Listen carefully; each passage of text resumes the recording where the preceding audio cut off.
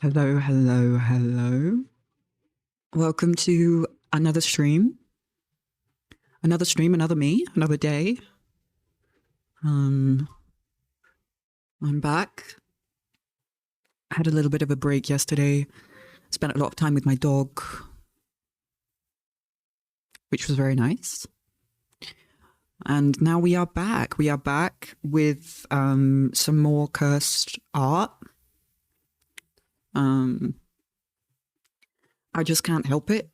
I just can't help it. You know, we go from wholesome, soothing landscapes to cursed vent art. There's just no real in between, which is fine. It's just how things are for the moment. It's what is floating my boat. It's my cup of tea. It's my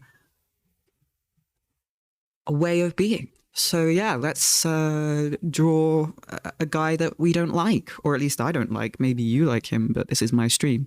So you know, let's vent it out, shall we now? How's everyone doing? I mean, I'm saying this, there's probably no one in chat yet, but if you're watching this as a VOD, I hope you're doing okay. Right, okay, let's do some sketching, shall we now? So, oh god, okay. Already screwing up the layer situation per usual. I'm getting better at the layers, We will get somewhere with the layers. Right, so we're just gonna draw a somewhat, you know, potato shape for the head again. Nothing new here. You know, just some kind of, you know, vaguely face shape. Oh, that's a bit dodgy. Vaguely face-shaped circle. Now I'm making a mistake here. I should be starting lower down. So let's move. Oh god, hang on. Let's move this down a little bit. Get our pencil, change layer. I'm getting better at it. There we go. Right. So vaguely potato-shaped, vaguely potato-looking shape for the head. You know. Nobody likes Chucky. Who's Chucky? Is that what people call this guy? That's pretty funny, actually. I haven't seen Chucky. Have I seen Chucky? No, I don't think I have. I like horror movies. They do, but they affect me a lot.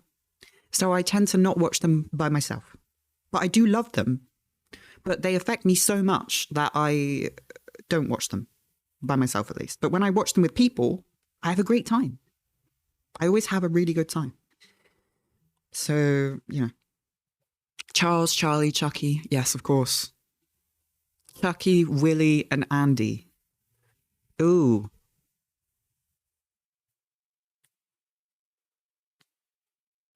It makes them even more... it's even worse for some reason. With the nicknames. I'm just imagining the Queen calling her nonce son Andy. I think it's fine. I'll pay off your victim. Oh. Okay. Apparently he was her favorite as well. The golden nonce boy, Andy, was her favorite son.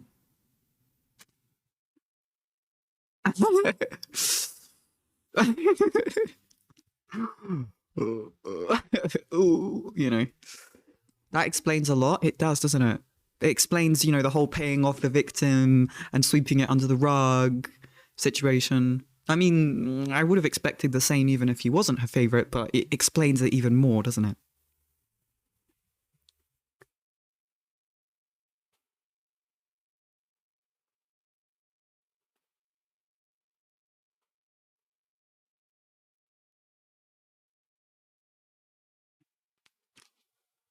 How you doing, System of a Woos? I hope I'm saying that right. Every time I say System of a Woos, I'm like, is it System of a Woos or is it System of a Woos?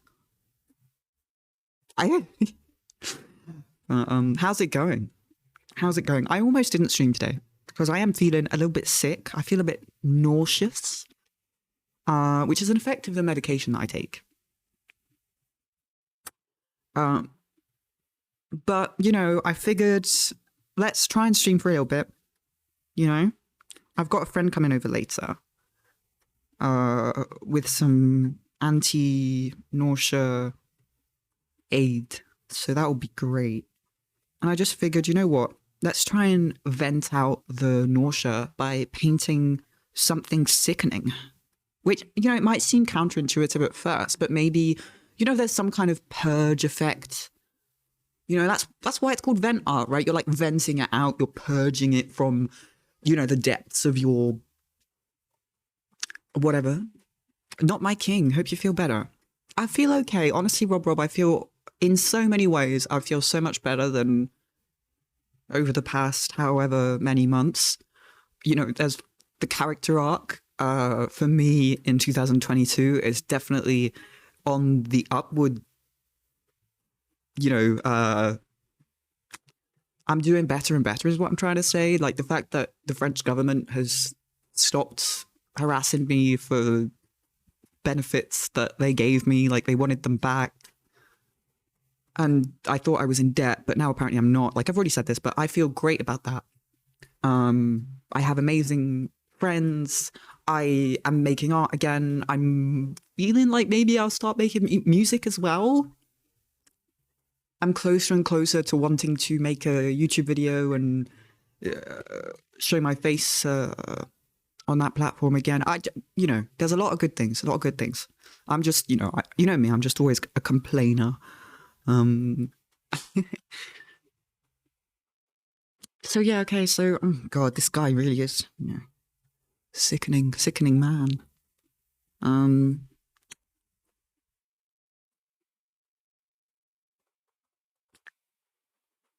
Right, so potato-shaped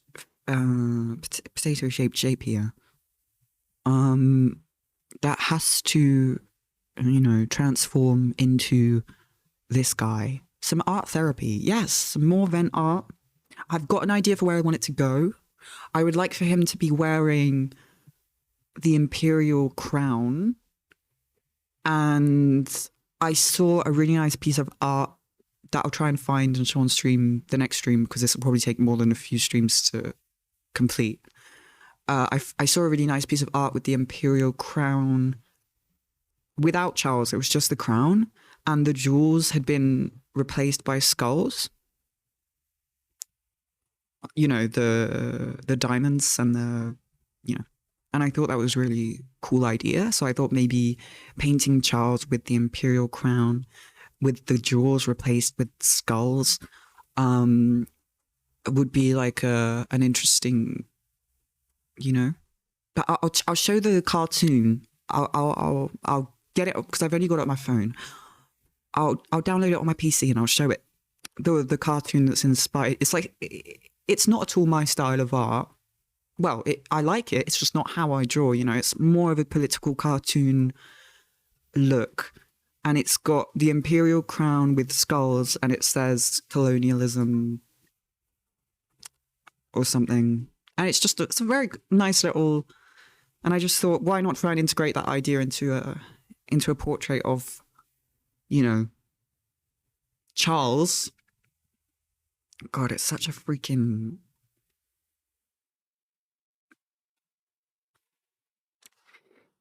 Oh God.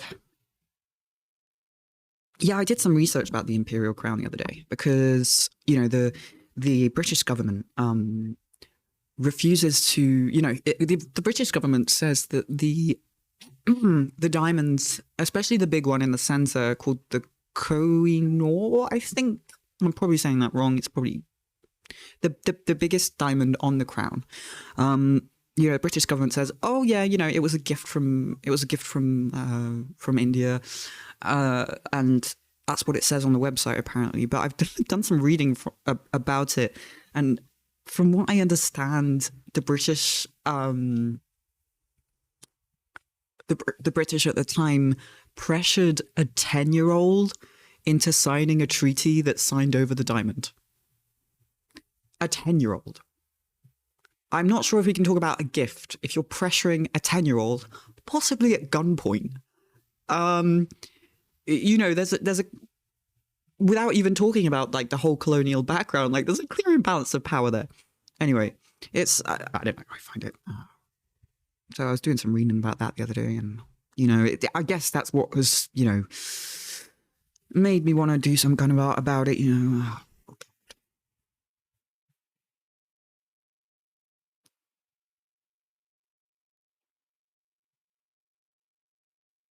I thought it would be good to do Charles as well, because a lot of people are talking about the Queen, but she's gone now. You know? How would a 10-year-old have authority to sign that? He was the king. Basically, some stuff, from what I understand, some stuff happened that was all very, you know, chaotic and, you know, colonialism. Some guy died, and then it was passed down to another guy, and then he died, and then it was passed down. The title, like Queen or King, was either this woman or her son, and the woman was imprisoned, so it automatically became her son, and so he was like, he suddenly had the most authority. And so immediately the British were like, okay, let's pressure this literal child into signing away, you know, all these things and this diamond that we've been after for ages. You know, we've had our eye on this diamond, and finally, now that a 10-year-old's in charge, we'll be able to pressure this literal child into giving us this, you know, priceless diamond. So yeah.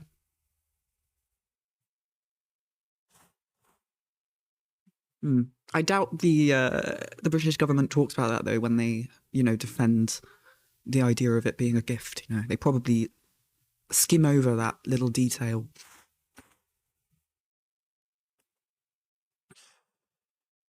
Now, when I look at this guy, now I'm sorry, I'm taking a while to get into this. Oh, it's fine. When I look at this guy, one of the most recognizable things that I see is his ears. So I'm going to go for the ears first, which is a very strange decision. Not something I usually do with portraits. Usually I go for the eyes, for the nose, for the mouth. But this guy, he's all ears. So we just got to go for the ears. You know? If I don't have the ears down, I'm not sure if I'll be able to do anything else. So, you know, just a little... It looks like I'm exaggerating, but I think that the ears really are going to be an important feature here. Like when we were drawing Margaret Thatcher. Why do I do this? And I was talking about her eyes. Well, this guy is all ears. This might sound rude, but aren't diamonds useless? Yes, they are. They are very useless indeed. But, you know. What can I, you know, what? I don't know. I don't know really. Humans like shiny things. I don't get why they'd want it. I mean, you know, I can't personally. Yeah, I don't get it either. Apparently, now, this diamond on the Imperial Crown, the biggest one, I think it's the biggest one. When they got it, they presented it, well, they put it on display for the public in Britain to view once they got it, because they'd been, you know, desperately trying to get this diamond for so long. And once they got it, they put it on display, and the public was like, the reception wasn't very good. No one was really very impressed. They were just, you know, everyone was like, well, it just looks like a hunk of glass. It's just like a big, you know, a big hunk of glass, of dull glass. And so the king at the time actually sent it to be recut and polished, and the recutting of the diamond reduced its size by 50%. So not only did the British, you know, force this child into handing over this diamond, but they also basically ruined it in the process. I mean, his head looks like a diamond shape. You mean in real life or on the picture?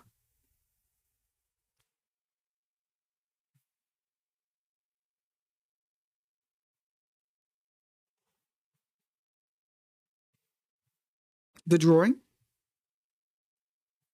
A diamond potato? A potato of diamond kind? Oh, it's kind of ironic since we're talking about diamonds, isn't it? Ironic? I don't know if ironic's the right term there. Fitting? I don't know. Sometimes I just say words, you know? I guess that's what we're all doing. Just saying words, hoping they make sense. Right, well, there we go then. I think that's the portrait done. Very recognizable. 10 out of 10. Thanks for coming. I'm joking. Right, I must go to the restroom quickly. I'm very sorry. I did go before starting, but my bladder is absolutely useless. I'm sorry for the too much information, but it's a disability thing that is somewhat frustrating. Be right back.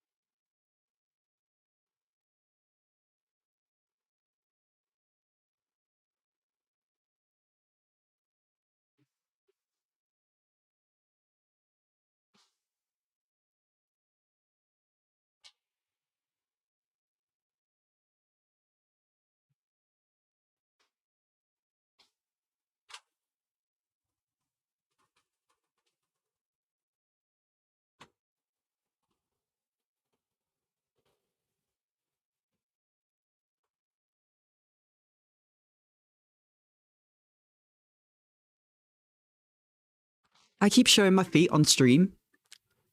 Such a bad idea, but, you know, que sera, sera, you know? People seeing my feet, I mean, I guess it's just part of the job. Maybe people donate more if I show my feet. Right, okay. Back to the present situation. I don't know why the internet is so weird about feet anyway. Like, I mean, I know that some people are into feet, okay? But some people are into hands. Yeah? Some people are into hands, and I show my hands all the time. Everyone shows their hands all the time. So why is it that feet are like, you know, such a taboo? Why am I supposed to be worried about showing my feet? You know? I used to be worried, but I suppose I'm worrying less and less as time goes on. You know, it's just, okay. Right, I'm just gonna budge him down a bit here so he can fit his whole head in, because I think his head is actually a little bit taller than I've made his head a little bit short.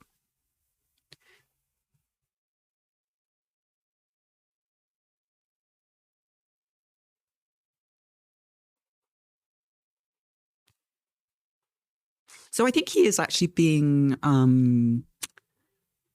think he's being crowned king today. Which is why, you know, I figured might be a good day to start some royal themed art, you know. They're only banned if they're the main focus. Oh, can you really get banned if you show your feet on stream? I didn't even know that. Okay, I'll be careful about it then. But am I really supposed to put socks on in this weather? No way. It's way too hot for socks. Right. I think I've got the basic head shape down. Potato looking bastard.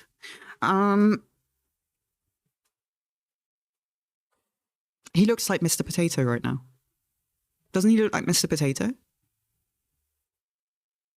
I had a Mr. Potato when I was a kid. If they're just in shot, it's fine. Cool. Thank you, Rob, for the information about showing my feet on stream. You're always here to let me know what is allowed or not. Is that even true? Have you ever... You're all my Twitch lawyers. That's what I'm trying to say. Thank you all for for telling me what's up. That's what I mean. Right. So I'm just gonna get his hairline, basically jotted down.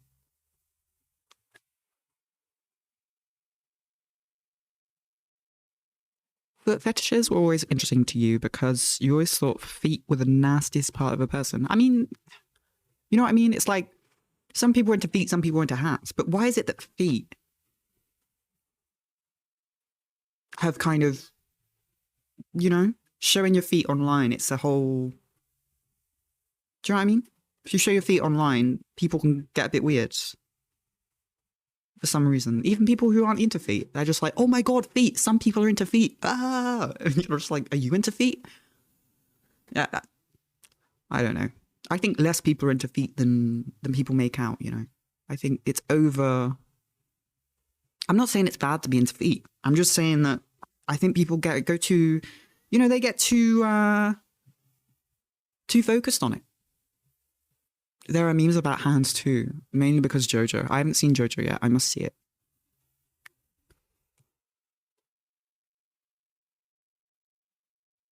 I didn't know there were memes about hands. That's good, It's a very good thing, finally.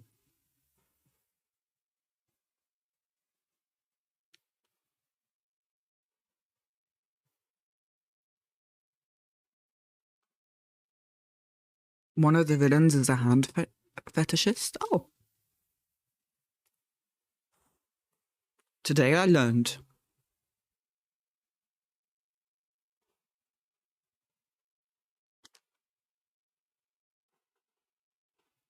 I don't know how far we'll get in this today, but I'm gonna try and get a basic idea down.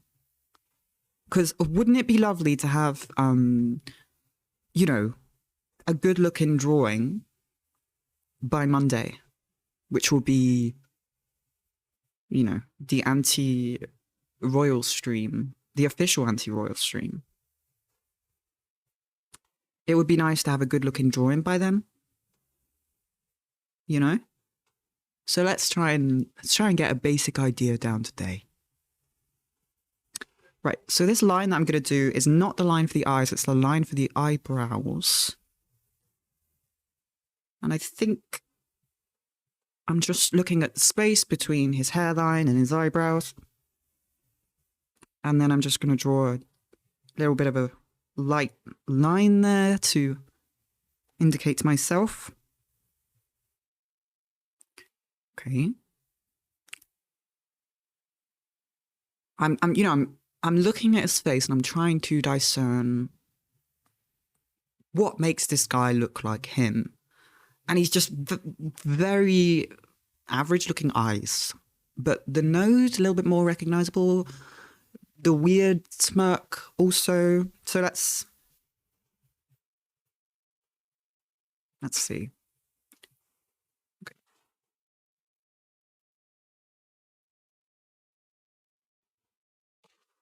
He's got little eyes, yeah. Not the most recognizable feature of his face. I think, okay, so I'm just going to, start to indicate. Now that might be a little bit high. Actually, no. I mean, it might just be because I've made he's got a very long head, right? That is something that I am noticing as I draw. I'm constantly elongating, making his head longer. Dead eyes, soulless. I mean, I'm not going to argue with that, Rob. I'm not going to argue with that. I'm simply going to nod in agreement. He looks like Beau Biden or Bush. Oh my god. He does look like Bush a bit, actually.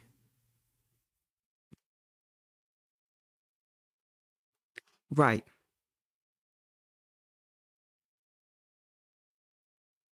Right, I've done portraits of other people. This guy is not going to be the guy to take me down. I'm going to be able to draw your face. I am going to succeed. I'm saying this to hype myself up here because I'm not convinced. For the moment, I'm just like, oh, what am I doing? But you know, you just gotta keep going. You just gotta keep going. Just believe that you pull this guy out the page somehow.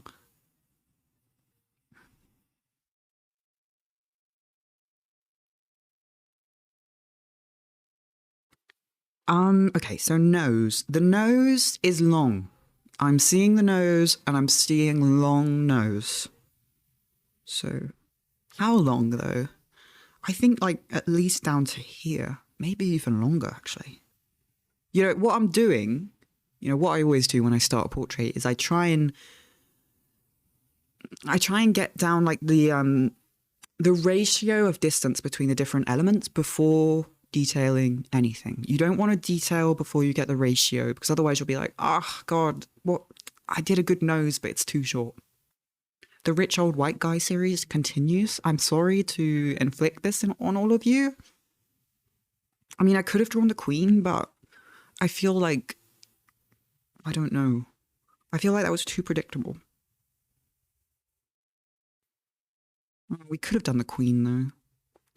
So, you know, but here we are, you know, we're drawing Charles. That's got to be long enough. It can't be longer than that, can it?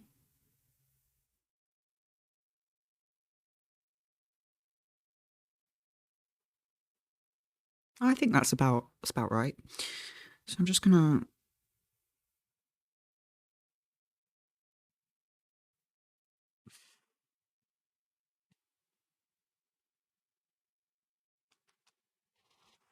Yeah, I mean, we'll do some more Bob Ross soon to balance out the content because I don't want all of my content to be cursed.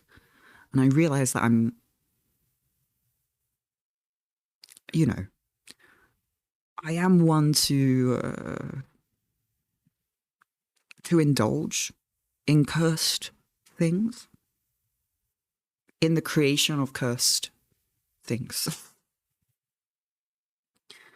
from time to time. And I think it's good for me to balance out with some wholesome stuff, like not just for the viewers, but also for myself. I mean, if I just do curse stuff all the time, you know.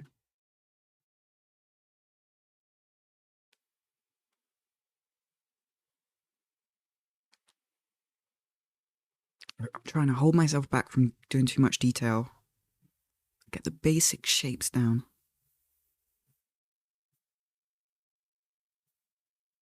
I seem to have I made his nose a little bit too round.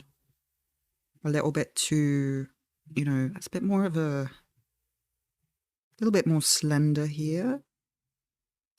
I hope that, you know, the fact that I'm drawing cursed old guys, I hope that, you know, the fact that we're talking about, you know, how to, you know, how I approach drawing portraits, maybe it makes up for the cursedness a little bit, you know.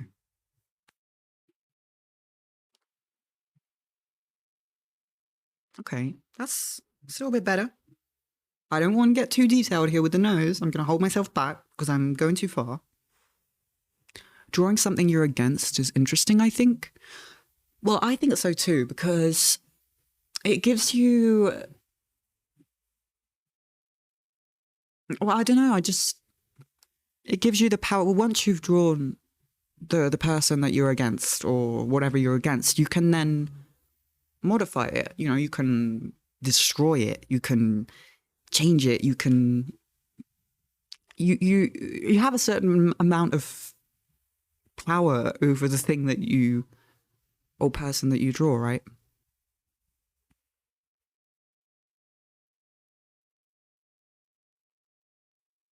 In a way. And also, you know, it means that, you know, the thing that you've drawn, you can do whatever you want to it because you drew it, right? If I was just, you know, taking his photo and then screwing with it and, you know, defacing his picture, I might get into more trouble. Now, I'm not saying that I'm at any risk of being in trouble, really, because I'm not even in Britain, so, you know. But I feel like if you make art of the thing that you want to say something about, you might have a little bit more leeway to express things than just using a photo where, the person might be able to come after you, or, people might be able to say,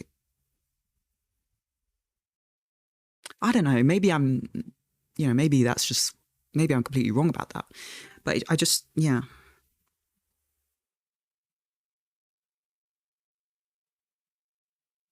Now, this guy has a really strange mouth. And so, therefore, I'm going to really focus on the mouth, actually. Also, I've made his head too narrow. See, this is why, when I do the basic potato shape for the heads, I always say just do whatever, it doesn't matter, because once you start drawing the facial features, very frequently, you'll realize that the head shape is a little bit wrong, so you'll come back and modify it. So it really doesn't matter too much when you do the basic potato shape, when you start your portrait, I've modified my base potato now 15 times, so imagine if I'd taken ages trying to get it right the first time, I would be more and more frustrated because I'd be like, I've already spent so much time on this and I keep having to come back to it. That's why, when I draw, I try and think about that, how much time do I want to invest in this thing right now? Is it logical to invest a lot of time in this element when none of the other elements are down? And so I might just have to come back and modify it anyway.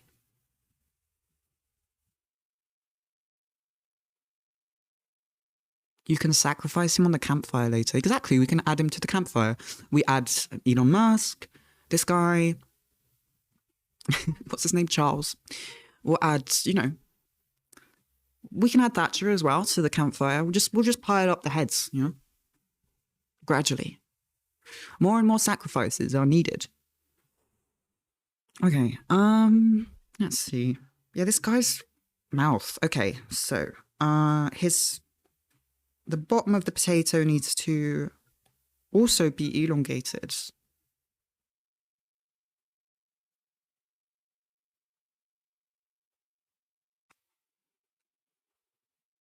Yeah, this guy's got a really long face.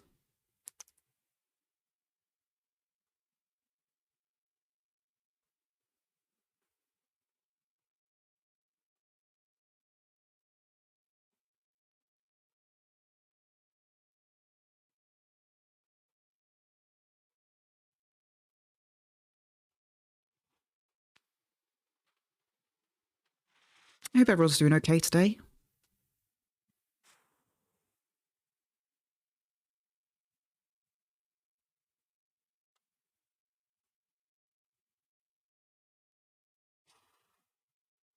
And if you're not, solidarity. There are days like that.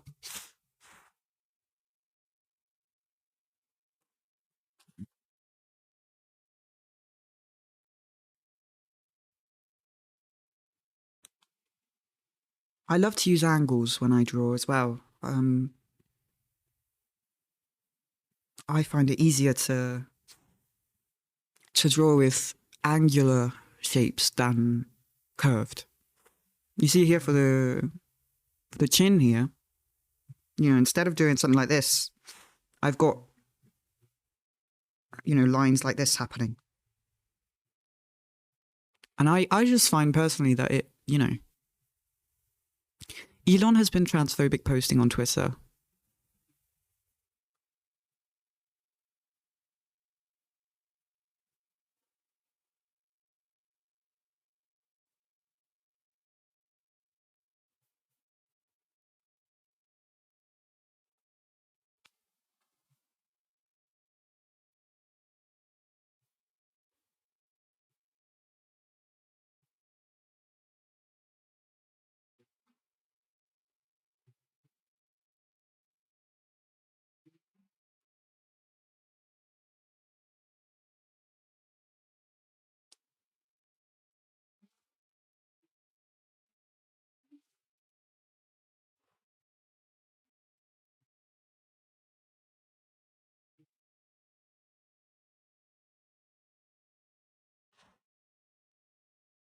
feel like that adds something to it. Here we go. Okay.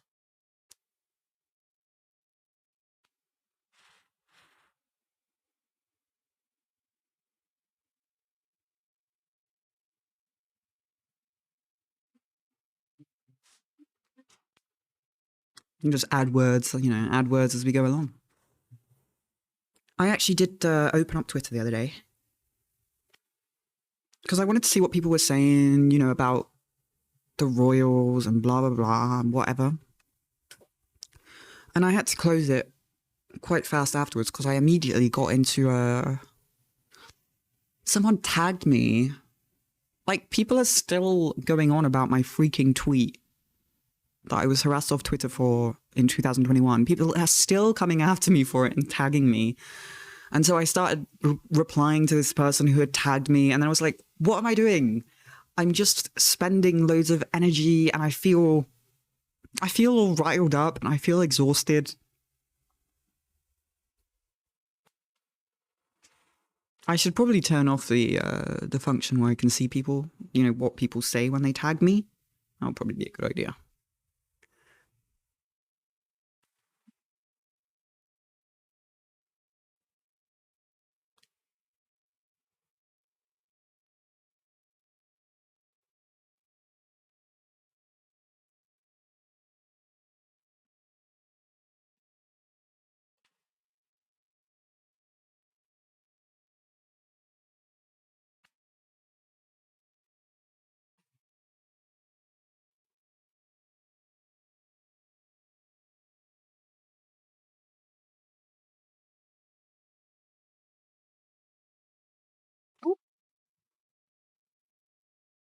Just move this down here for a second. Okay, so. Yeah, still too narrow with the potato. We gotta, oh my god, layers. It's fine, it's fine, it's fine. I'll get used to it, Right, still too narrow with the face. You gotta add some more chunk here. There we go, that's better.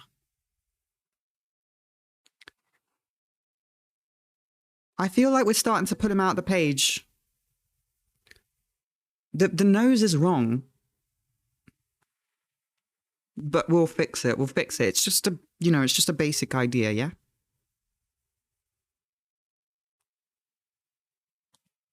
Looks a little bit like some kind of... I feel like I've managed to exaggerate his features a bit. Maybe I'm getting better at this, Because part of the reason I'm drawing all these people is because I would like to start doing, well, I guess I am doing, political caricatures, I guess. But, caricatures... I don't know if I'm saying that right. They're not easy, are they? Because you've got to, exaggerate the face enough, but without going into... I don't want to go into anything crass or, but also... Yeah, I don't know what I'm saying. Right, okay. Well, we've got this interesting line here that seems to be quite a feature.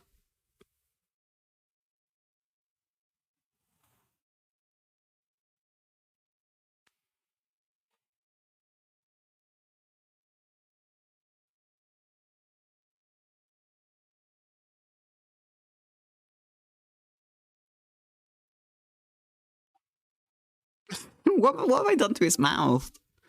I don't know. Greetings from south of France, Lenny. How you doing? We're doing some anti-royal sentiment art, some vent art, some more portraits of people that I dislike because I don't know why I do this, but I'm sorry, but I am inflicting it on you all.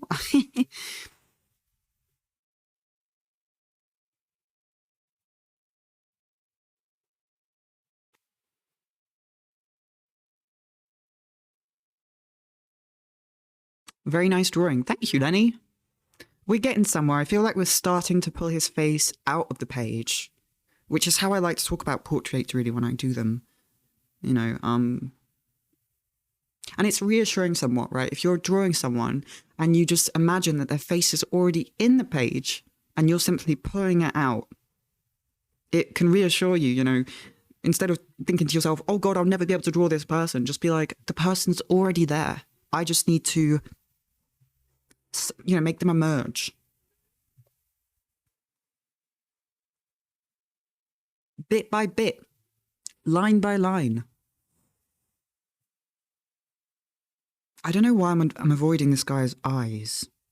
Maybe because they are so soulless.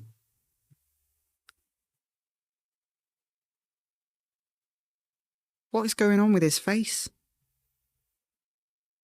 Well, it's certainly becoming more caricature-like as, so I suppose that's good. You know, if I wanted to do caricatures, then we're starting to get, I feel like, I don't know, right, so, okay, a little bit of a shadow under there.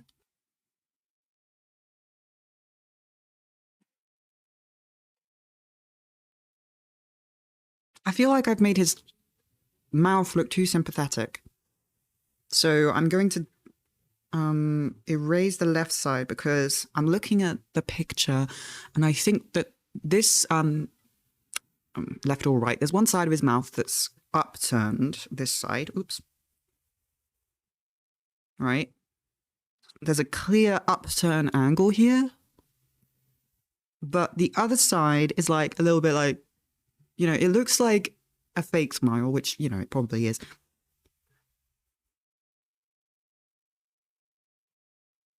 It's another freaking smirk. All of these people that we draw, they are all, it's a common feature. The smirk. Oh, sneer, that's a good word. Sneer. Yeah, it's more of a sneer, actually. You're right. I feel like Elon has a smirk, but this guy has a sneer, which makes sense, right? Because I feel like, of course he's sneering, you know? He's you know, we just, everyone else is peasants to this guy, you know? Sneering at the peasants that pay for his lifestyle. I'm simply not over the fact that, you know, they're state funded. I am just not over that. You know? I'm just...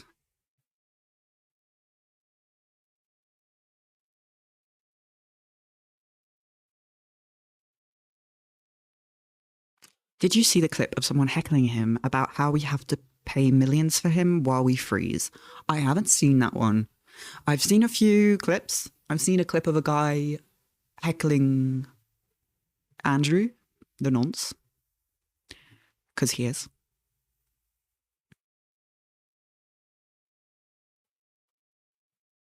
One side of the face is easier to control. My smile is heavily accentuated to the right. That's fair enough. I mean, so's mine probably. Actually, my smile doesn't really go up. It kind of just goes out. It goes up a little bit. It doesn't go up as much as a lot of smiles. This guy's smile goes up more than mine.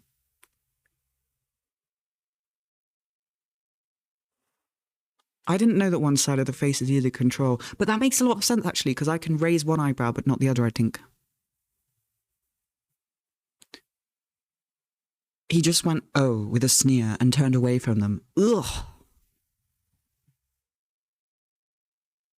Oh God, that's gross. I'll try and find that so that we can play it on stream Monday.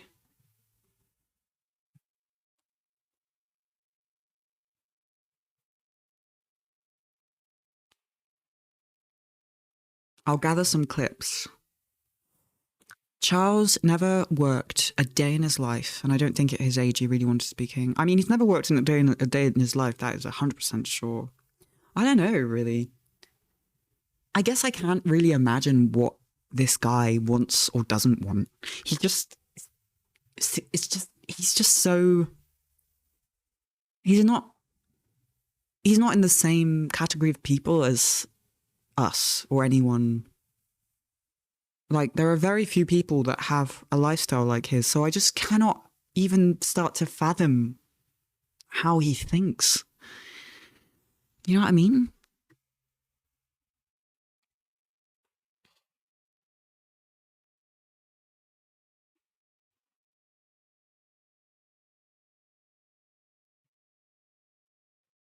But surely if he didn't want to be king, he could just, like, refuse. Is that something that they can do? I think they can.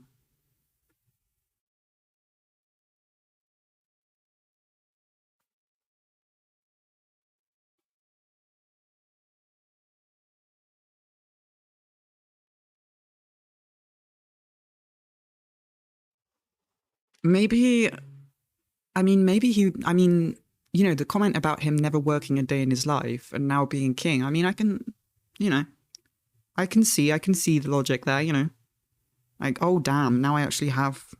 But then again, is it really a job? Like, how much does a king, does the, I'm not sure if I really believe, I don't know.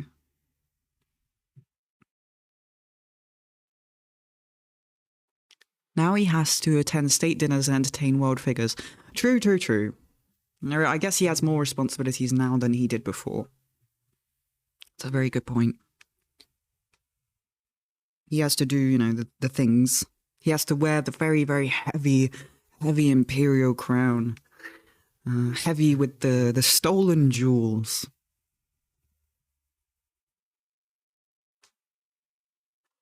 The queen actually stopped wearing. So every year for the coronation, for her coronation, is it every year? I don't know. I don't care. But every time there was a coronation, you know, she would have to wear the imperial crown, the famous, you know, ridiculously, just ridiculous crown. She had to stop wearing it a few years ago because it's so heavy that if she looked down, it would break her neck. Which is just quite ironic, isn't it? It's just like, wow, it's maybe you should give the jewels back then. You know, oh, poor old lady. Oh, poor little you with the heavy diamond studded, the weight of all of this death. Oh, I feel so bad for your little fragile neck. It's just, I don't know. The weight of all the death. The crown is several pounds in weight. God, yeah. I mean, I'm pretty sure it's solid gold and it's encrusted with, you know, thousands of gems. So yeah, it must weigh an absolute ton.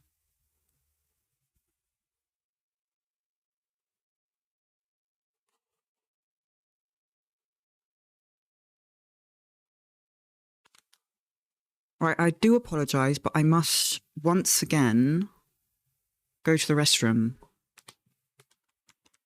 So I will be right back.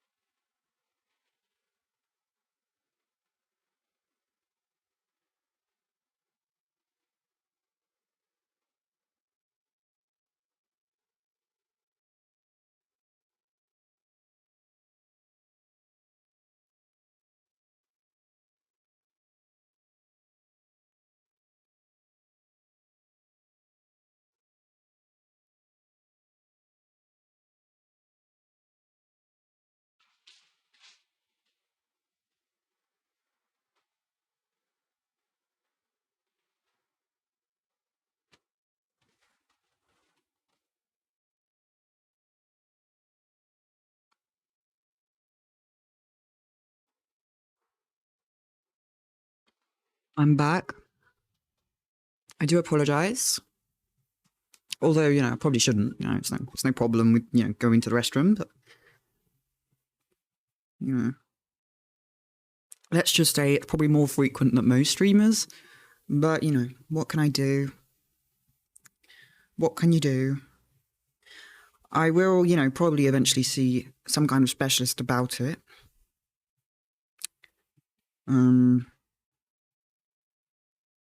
But it's not too surprising, is it? You know, all of that is linked to, you know, the lower body, all of that functionality. It's all linked to like legs and hips, and yeah, it's not surprising that it's screwing up. I keep thinking, is this head longer? How am I going? Am I seeing things? Is his head really that long? Or am I exaggerating? I feel like I'm exaggerating a bit. His head isn't that long. I'm going overboard. I've got to be stopped. I'm out of control. I'm out of control.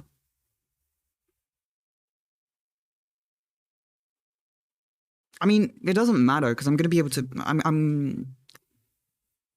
going to stick the crown on there anyway. Although I suppose it's a little bit contradictory to be like, not my king, and then draw him with the crown. But if we replace the diamonds with skulls, and then maybe we have some blood, I don't know, make it a little bit, you know, in your face, a little bit, you know, a little bit explicit, you know, Ben Garrison style.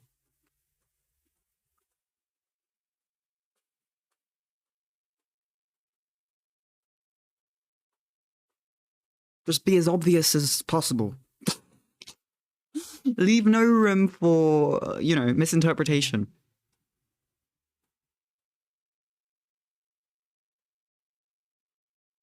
I quite like that line. Okay, I can live with that line. Okay, let's go for the other one.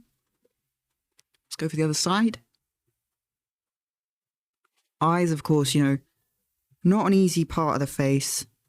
Well, it's not that they're necessarily the hardest part of the face, but if you get them wrong, it's going to be immediately obvious, because I think most people will focus on the eyes first.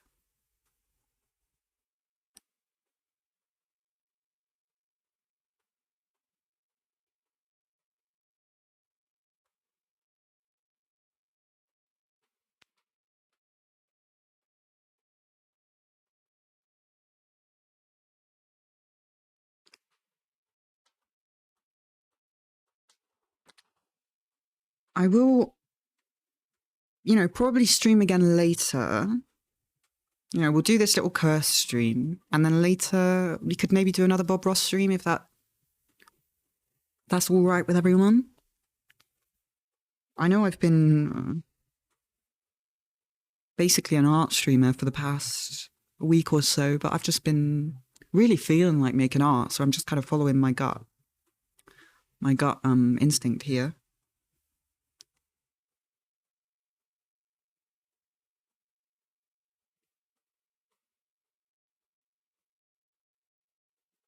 And, you know, I figure, you know, these portraits and things that I'm doing can definitely be reused as part of a video essay, part of the YouTube comeback.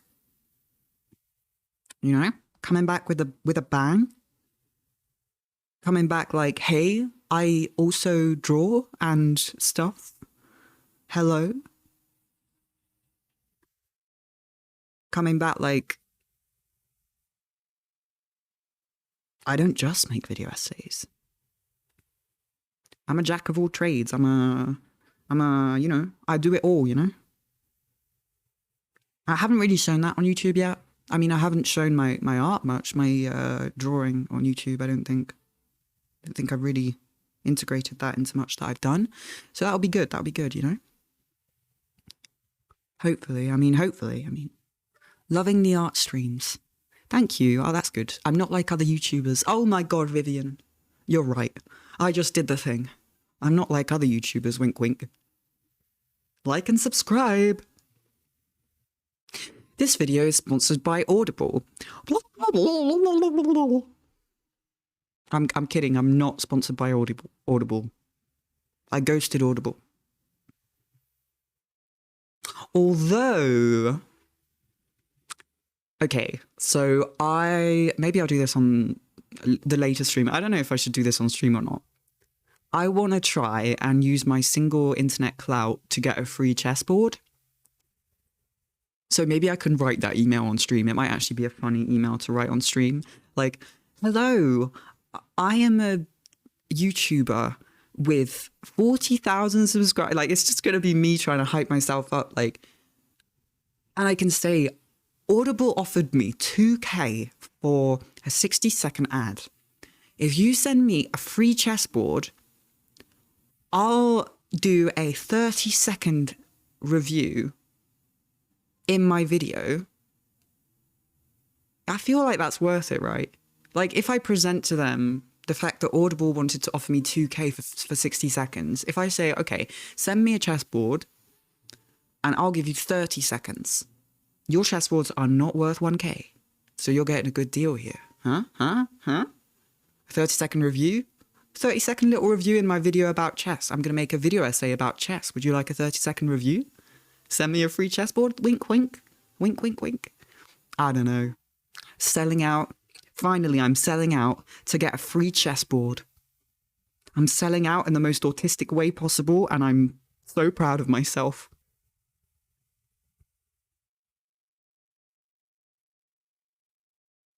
$2K from Audible? No thanks. I want a free chessboard.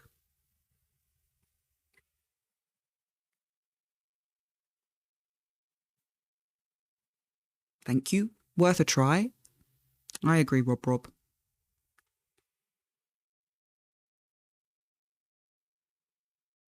It is worth a try. I've seen channels with less subscribers than me get one for free. You know? So I think it could really happen. I've got to believe in myself. I've got to believe in the power of the clout. Of the single clout. I have 1 unit of clout to spend. And I would like to spend it on a chessboard. Thank you.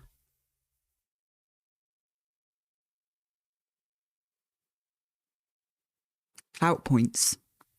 Oh, channel points. I haven't done the channel points thing. Ugh.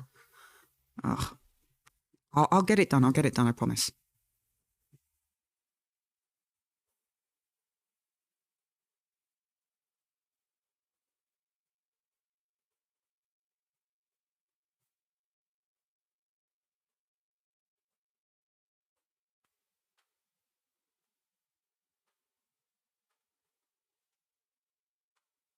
You know, sometimes less is more, you know, with eyes. You know? Don't, you know, once again, I'm trying to avoid the detail until I'm sure about myself.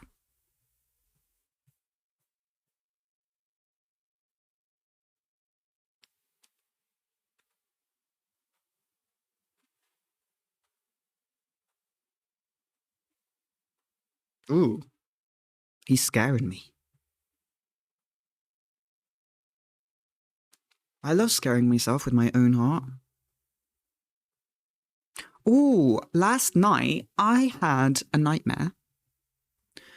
And, you know, I have some really weird dreams. Like, I'm not going to go into detail, but like Mr. Bean was in there, and then there were cannibals. Like, I was hanging out with, chess. There was chess as well in the dream. I was hanging out with this family and they were all really nice. But then suddenly it became a nightmare and they were going to try and eat me or something. I don't know. But then I realized that it was a nightmare and I managed to convert my dream into a lucid one, and I managed to just fly away. And then I was just flying around. And it was still a really screwed up dream, but every time it got too weird, I would just fly away. So it was kind of, you know, there was a balance of cursed awfulness, but also every time it gets too bad, I just fly away because I'm lucid dreaming. Was Mr. Bean a cannibal? Unfortunately, Mr. Bean was in on the cannibalism. They were all against me. He was nice at the start. Mr. Bean was he wasn't part of the family. I think it was just a family friend, but I don't know why Mr. Bean was there. I don't even like. I haven't talked about Mr. Bean. I haven't watched Mr. Bean. Ah, actually, when I play chess, I talk about beans, don't I? I call I call them beans, so maybe that's why. Yeah, because there was chess in the dream as well. So that might be why, actually. That would make sense, wouldn't it?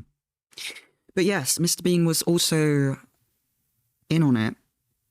And I think that I killed Mr. Bean at one point in the dream. We had a fight, but in the air, because he also, because once I started flying around, everyone else started flying around as well. Like the dream rules changed. Once I realized that I was lucid dreaming, once I realized I was dreaming and therefore it became a lucid dream, I started levitating. And I looked down and there was this person looking at me and I said, "Can you see that I'm flying?" And she was like, "Yeah."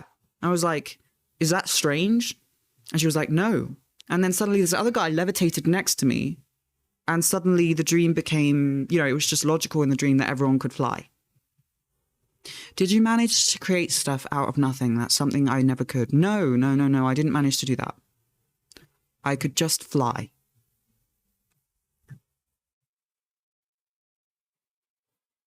But to be fair, like, I'm not a pro at lucid dreaming.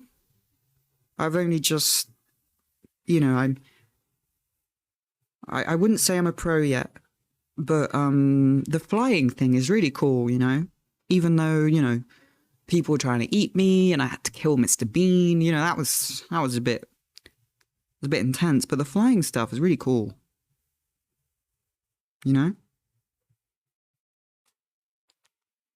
It all makes sense.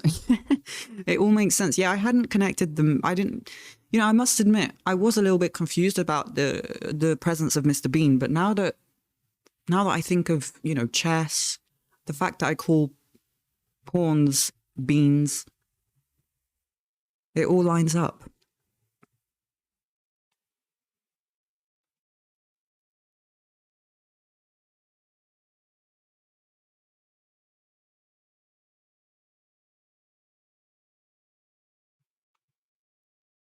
God, why does he look so much more cursed in my drawing? Whatever. We are very far from finishing. This guy's got a weird face, but then again, everyone's got a weird face. To be fair, once you start really looking at people, anyone can look strange if you look at their face long enough. It's kind of like when you say a word 15 times and it just sounds wrong. He looked nicer with the lines for the eyes. Nicer? Like this?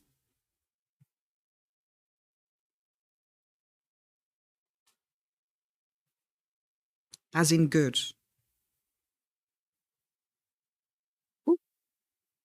With less detail with the eyes. Oh, good person. Oh, I see. No, we don't want that.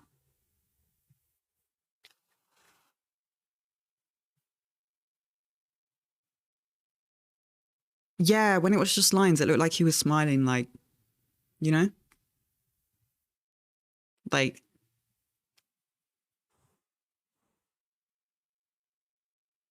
I think the mouth needs work.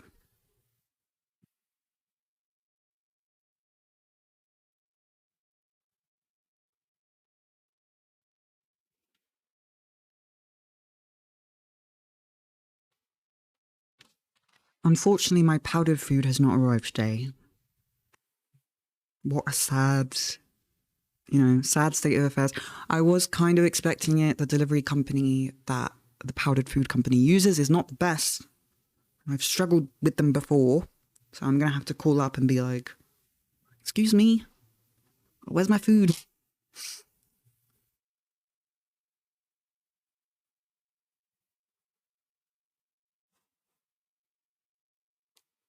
This mouth is really going to pull this whole thing together.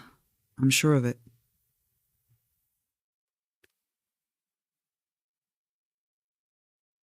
See that little subtle, we really gotta, there's a subtle little curve here. And then we go down quite sharply, actually, like that. and then up again. Very angular situation.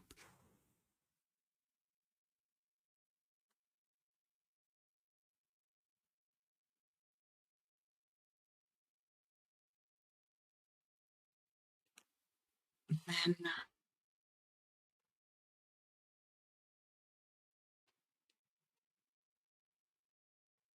so the title of the stream and the words here are in reference to what I spoke about the other day.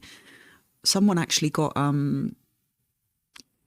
arrested, I think, for holding a sign saying "Not my king" in the UK. So, this is a little bit of a reference to that. A little bit of solidarity to all the monarchism Brits who probably quite frustrated in a lot of ways right now. I mean, I myself am one of them, obviously, but because I'm in France, I'm not as worried about censorship. I mean, it would be quite ironic if France came after me for being anti-monarchy, wouldn't it? It would be like a little bit of a what moment. It'd be like, I'm sorry, this doesn't make any sense. Okay.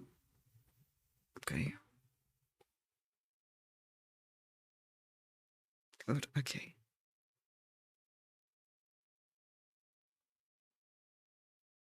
Yeah, his mouth is difficult. This is a difficult mouth. Very difficult mouth to pull off. So far. In my opinion. Then again, I am a bit rusty. We're getting back into things after quite a long time away from the canvas, away from the page, away from art in general. So that might be why. Oh.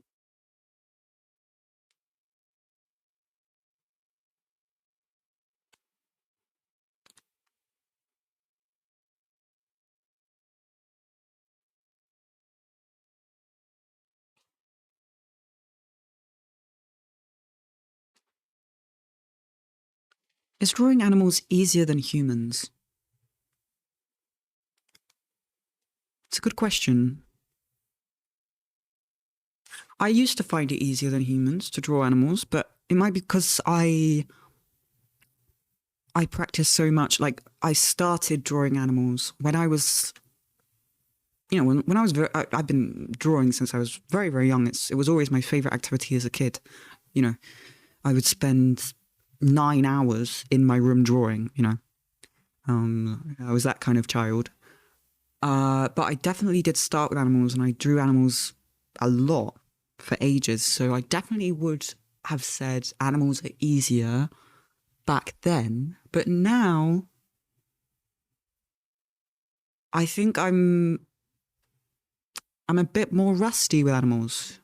So it's a difficult question to answer, I think they're both difficult in their own unique ways.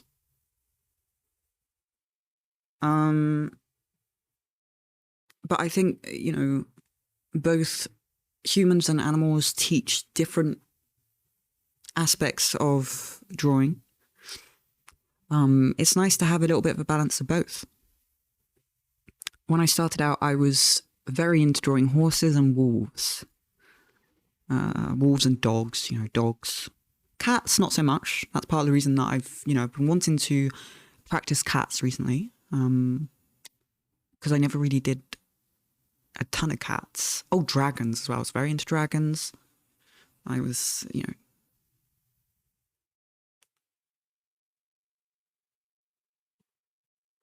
Let's get on with my day. Okay, Lenny, thank you for dropping in. Take care to you too. Thank you for dropping in, and thanks for the support.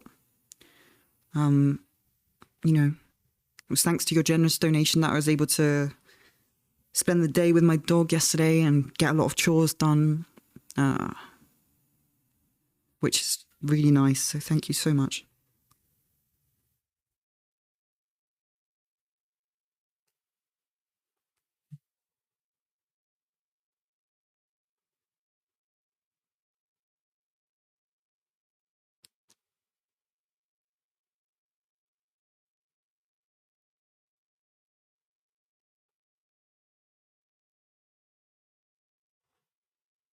Oh, Beans in chat.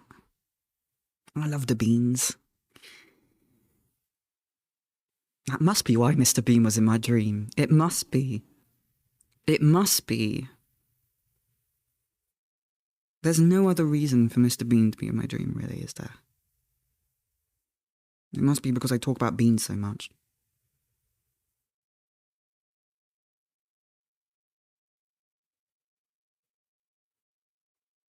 Yeah, the sneer is coming along here. It's coming along.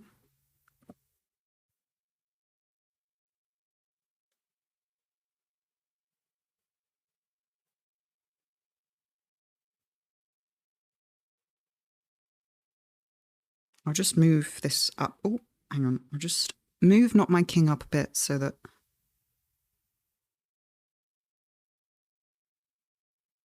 Okay. Make sure that anyone dropping in really does get the message. Okay.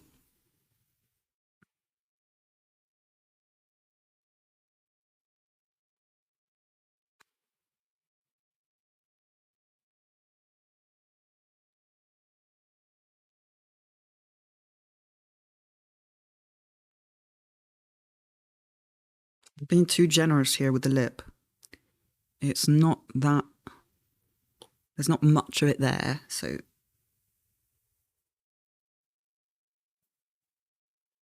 Just trying to figure out... I think that looks just about right.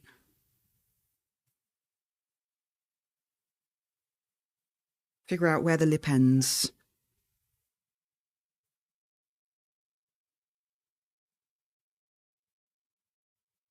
And this line needs to come down straighter, like that. There we go.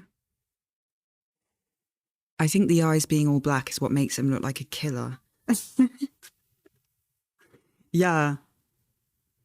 It adds something, doesn't it?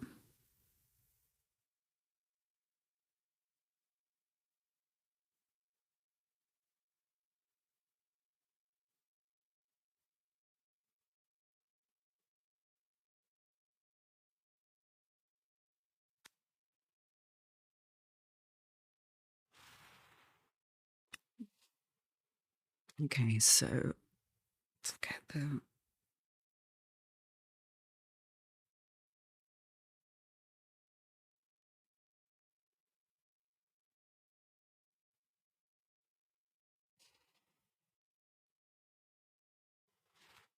Now we definitely need some more lines on the face. I feel like the face is lacking lines.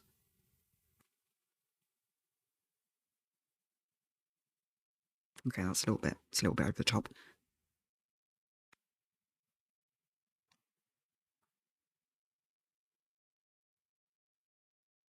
I mean, especially since, I mean, I think this picture was taken in 2008 as well, so he's probably got a lot more, you know, he probably doesn't even look the same now, but, you know, we're working with this one. I thought the sneer was quite good. Well, good. You know.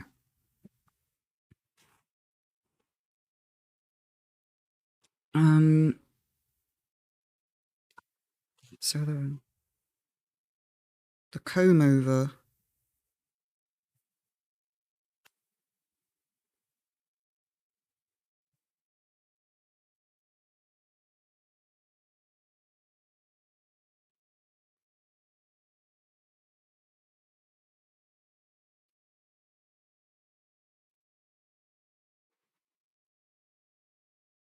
I'm giving him too much hair here.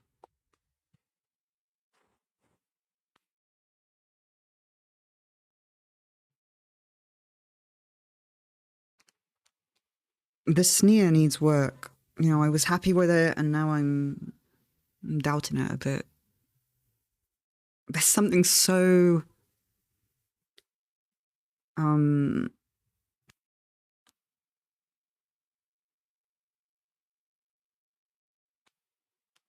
so difficult about sneers and expressions because it's, you know, very micro expression stuff, right? It's like tiny details that make a sneer into a real sneer or a smirk into a smirk. And that's what's hard about drawing humans, I think, is the micro expressions and making a face believable in that way. He looks pretty similar now. Nice. Thanks, Rob. That's good to hear, you know?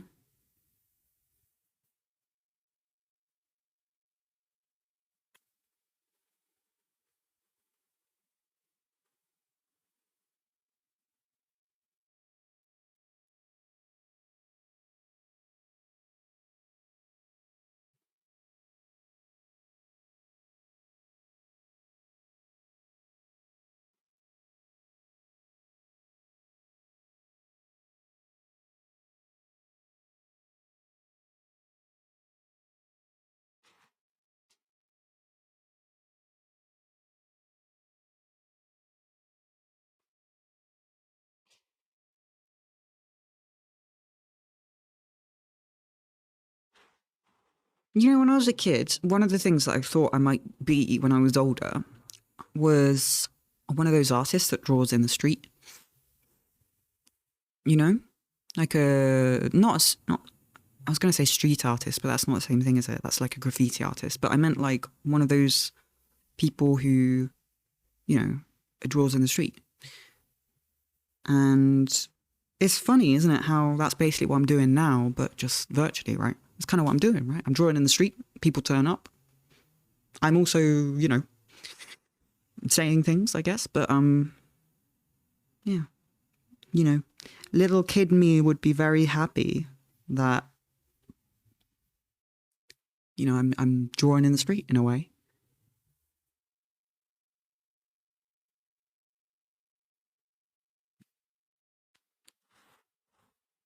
A virtual street. Yeah, I guess that's kind of what it is, isn't it?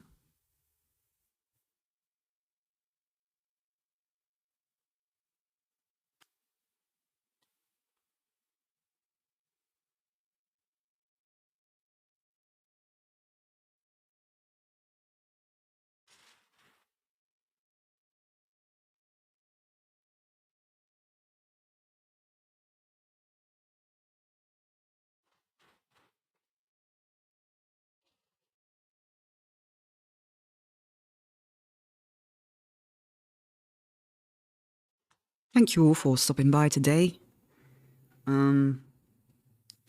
It's, you know, I'm really enjoying it. You're all distracting me from my nausea. I think drawing it was also, you know, there's some catharsis or like something that is helping with the feeling.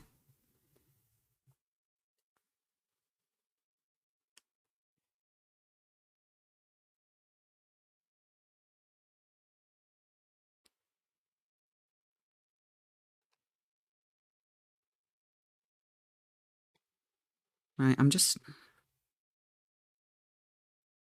starting to look at the values, right, of the face, starting to figure out how the angles work. And I'm seeing this kind of triangular angle right on the left here. And this line's a little bit low down. This triangular value is like cut out by the line.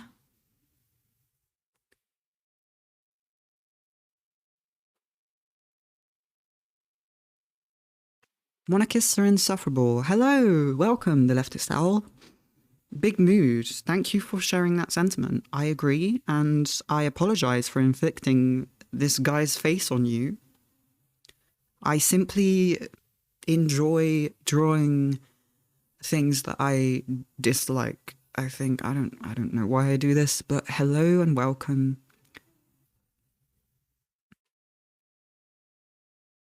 We are, you know,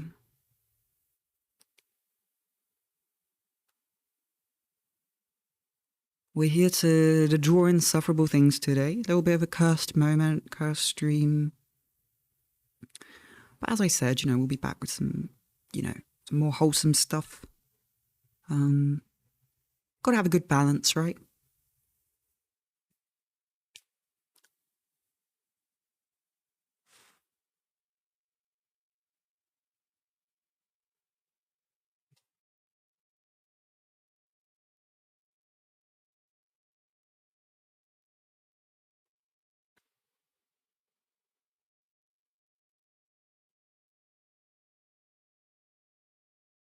Very angular lines here, see. You know, there we go.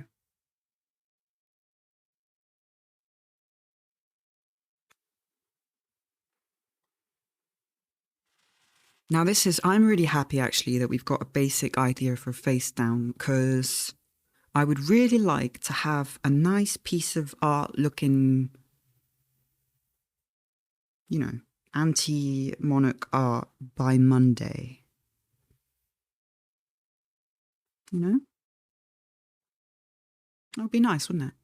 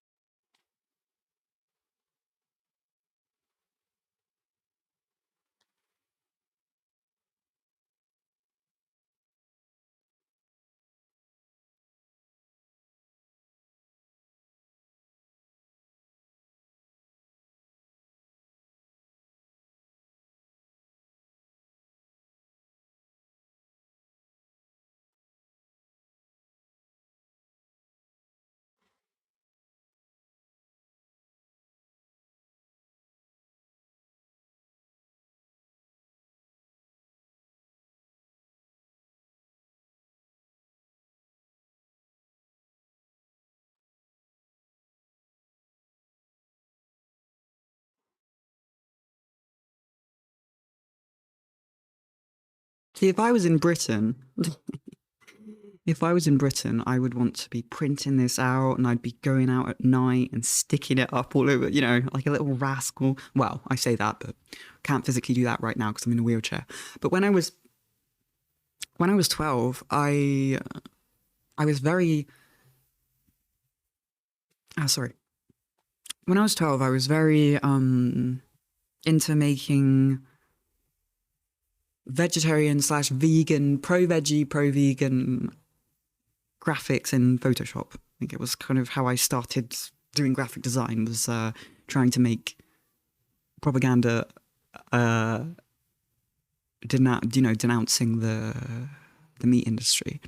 And I would print them out, and I would, I do anti-circus art as well, because in France there are still circuses with animals. So when I was a kid, I was really mad about that. So I'd make posters, and then I'd print them out, and I'd go and stick them on trees, and I'd feel really like, yeah, I'm doing a thing.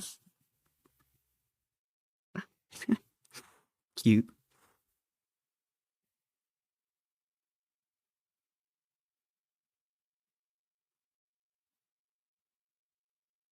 It was always meant to be, you know?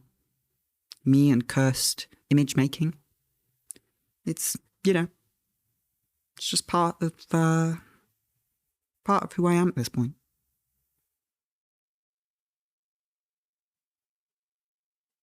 The nose needs some work. Okay, that's a little bit intense. Okay.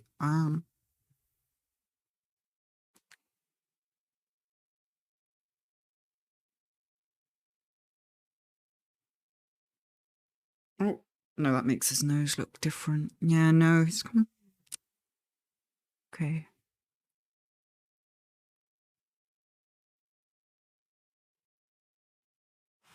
Although, to be honest, if I was going around sticking this up on trees in the UK, that would probably be I'd probably be arrested if someone saw me. Which is, what did I put on the posters? Like graphic depictions of meat production? No, I didn't put graphic depictions of meat production. I would put pictures of animals in cages. I wouldn't put like the real gory stuff on them.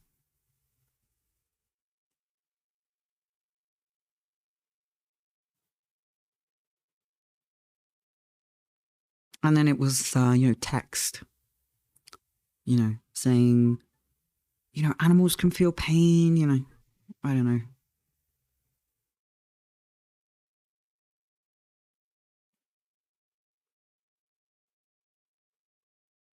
I could probably try and find some of them.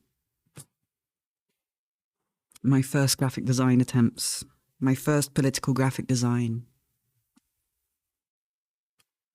My first anti-royal art.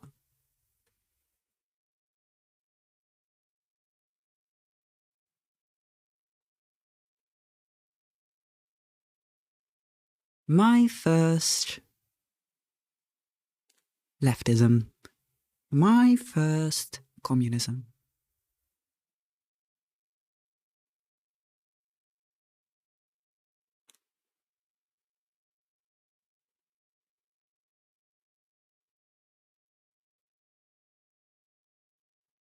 What did your parents think of that, if they knew? Oh, they knew. I don't know what my parents thought of it, really.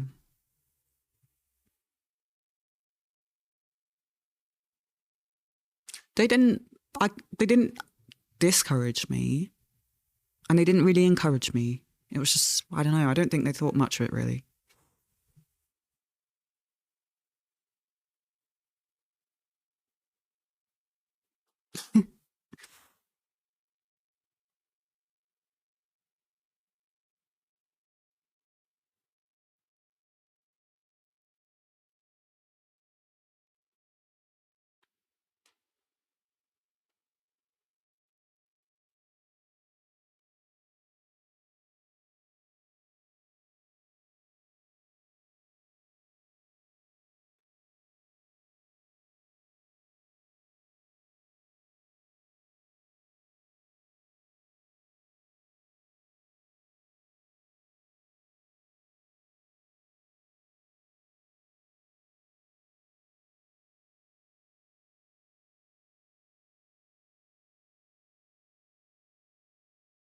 Okay, we're getting somewhere with the eyes, you know? We're getting somewhere with the eyes. Are we? I don't know. Confidence, self-doubt. They both exist, you know, at the same time, you know, battling it out in my brain. Hello, gentle beasts, how's it going?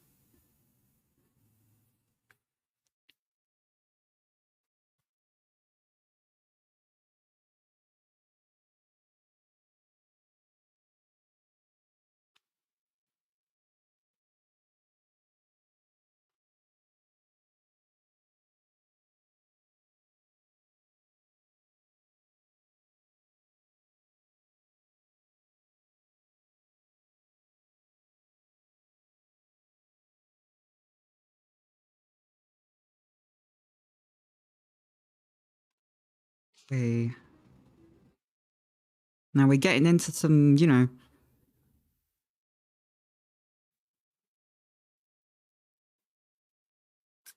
I'm probably making the weirdest expressions. I don't know what I look like when I draw.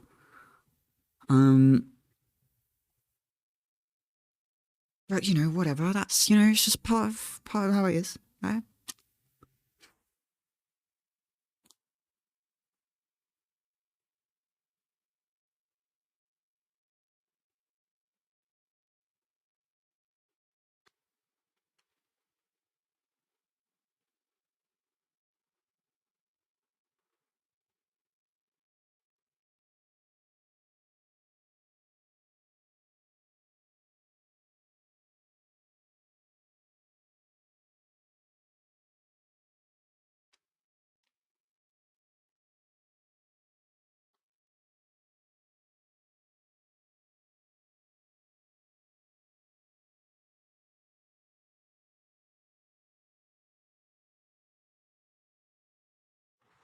Hey, that's pretty good. Thank you, Full Flora. I feel like we're getting somewhere too. You know?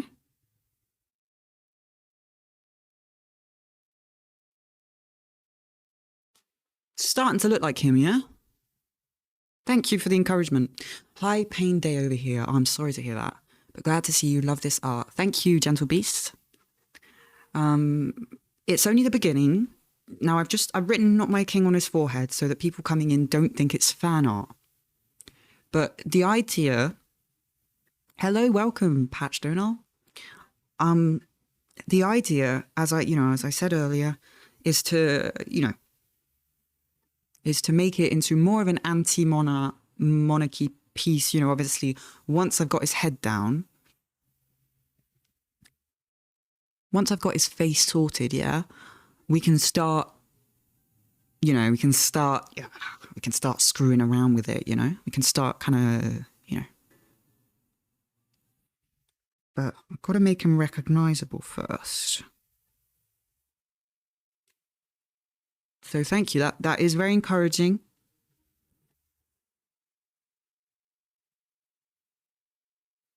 Hope you're all doing okay on this day.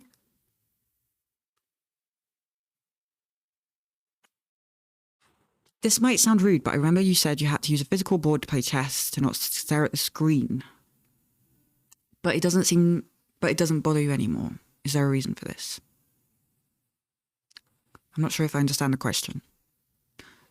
Do you mean... Oh, well, part of the reason is that the physical board that I was using to... I was using the physical board to play chess for a little bit, but it was starting to give me hand pain because the physical board that I have is quite small. And so the motion is like a little pinching one. And because they're pieces that slot into little holes, I have to kind of tug them out and there's a little bit of resistance. So I'm just keeping it, the little board, I've gone back to using it as the original use, which is basically I put openings on it for black and white, and then I leave it out on my desk, and every day I just stare at it. I mean, you can look at the screen now. I mean, yeah, I would like to have more activities without screens, because basically all of my distractions and hobbies involve screens right now. But I've gone back to the screens for chess because the little board was hurting my hands because of the pinching. The pieces are very small. I have to pinch them and tug them out. Which is part of the reason why I think, you know, maybe a bigger board might actually be better. Because then the hand grabbing, you know, this thing would maybe be a little bit less, I don't know. I'm trying to, you know, because the thing is with my hands is that even though, you know, there are a lot of activities that hurt them, like using a mouse, typing on a keyboard, writing. I'm trying to find activities that do involve my hands that don't hurt them so that I can avoid losing dexterity, because I feel like if I just avoid using my hands, I'm just going to lose dexterity over time. So I've got drawing back, you know, with the digital drawing is working pretty well. It's easier to visualize moves on a bigger board, I find. Oh, yeah. Maybe a magnetic board so you can push them. Well, I thought about that, Gentle Beast, but the problem with magnetic boards and with the boards with the pieces that slot into little holes is that there's more resistance. And so that might actually be more painful, you know, if I have to, you know? You could also get flat pieces, the type that are on a vertical board. Yes, I have seen some like that. Yeah. But yeah, it's not rude, Vivian, to ask the question. The only reason I've gone back to screen chess is because I was starting to have hand pain from the little board. Hang on, I can get it and show you if you want. Well, I'll do that maybe another stream next time I play chess. But yeah, but I would like to. It's not that it doesn't bother me anymore. It's just that, you know, I've gone back to it. And honestly, I'm playing less chess now. But I want to get back into it. And another reason why I was trying to avoid, well, I was trying to find activities that didn't involve the screen is because now that I have the eye tracker and I want, you know, when I use the eye tracker, I don't know how to explain this to someone who's never used an eye tracker, but when you're using an eye tracker to move the mouse and control input on a computer, it is, I would say, at least 10 times more tiring than just looking at a screen. Because you're actually using your eyes to aim as an input method. And so that's part of the reason why I was like, okay, I have an eye tracker now. That's brilliant. I can play games on stream now. How can I find activities that are mentally stimulating and distracting that don't involve a screen for, you know, the days where I don't want to, you know. But yeah, it's a good question though. It is a good question because I realize that sometimes some of the things I say about disability, some of the things about some, you know, and that's the thing with disability, it's like a complex thing and it's going to vary from person to person. It's weird how one thing can hurt and then another thing can hurt less. Like, you know, in my case, a really good example of that is drawing versus writing, which a lot of people who don't draw probably find very contradictory because a lot of people, well, most people can write by hand, right? But being able to draw a face is not something that everyone can do. And so I feel like a lot of people kind of think that drawing a face is going to be more taxing on the hands. So it can seem contradictory that I'm here, you know, drawing a face, but I'm also like, oh, I can't type and I can't write with my hands. But it's weird, isn't it? How disability is sometimes can surprise you like that. And that's, you know, it's something that it's not rude to ask. It's something that I like talking about because I feel like the more information there is out there about how disabilities can work, the more understanding there'll be, right? And that's part of the, you know, all of this stuff that I'm talking about is stuff that I would like to include in, you know, an eventual video essay about disability. You know, comparing drawing to writing with my hands, for example, or comparing, or, well, not comparing, but talking about how just because I can stand upright and walk 5 meters doesn't mean that I can walk to the shop, you know? And for a lot, you know, a lot of people who have never, you know, considered all of this stuff. I mean, that's part of the reason I never show myself getting up on stream is because I'm still worried that people are going to be like, oh, so you don't need a wheelchair?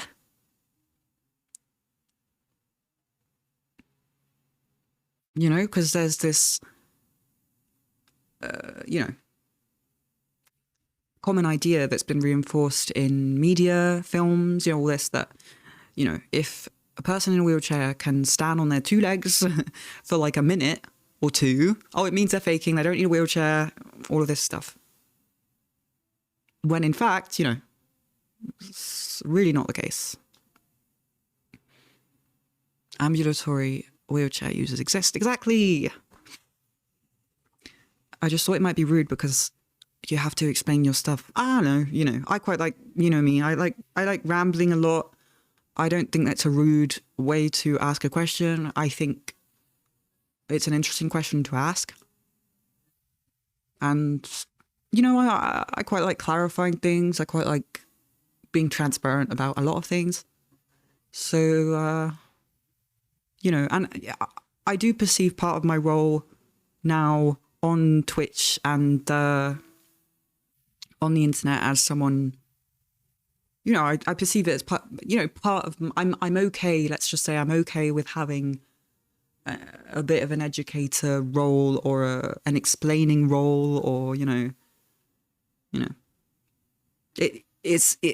I feel prepared to answer this kind of question when I start streaming because I feel like it's kind of part of what I want to do online. So I don't see it as rude.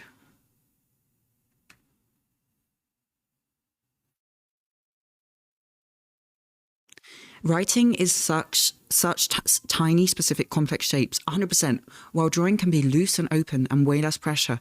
Yes, and this is why I defend the idea, and I will continue defending the idea.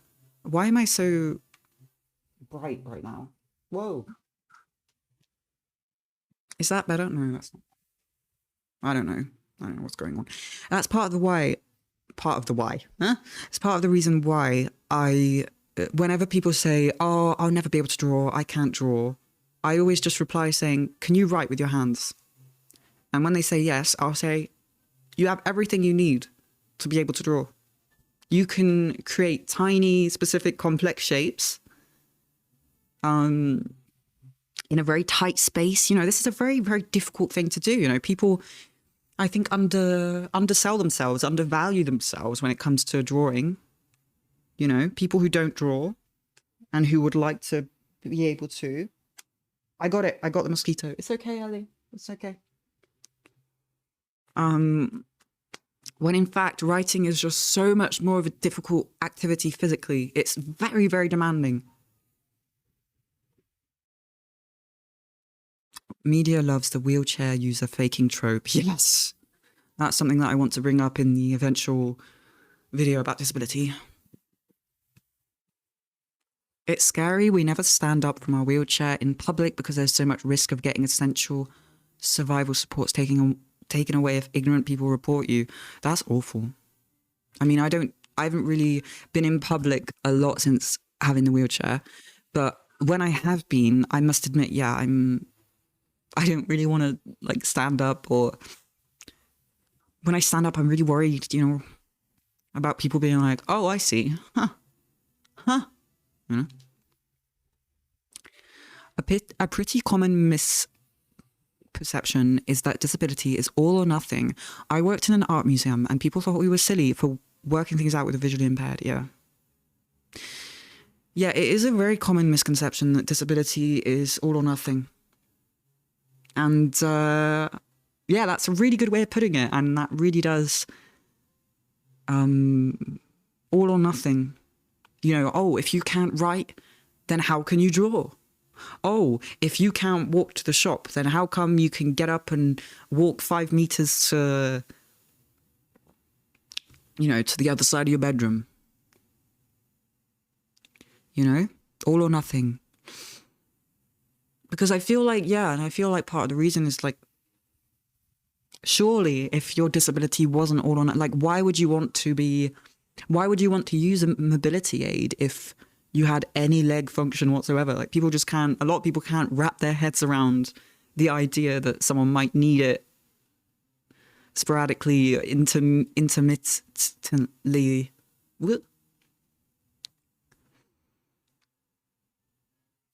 I hope I'm not intruding on an important topic, but disability accommodations have always been such a hard get in rural communities that I saw the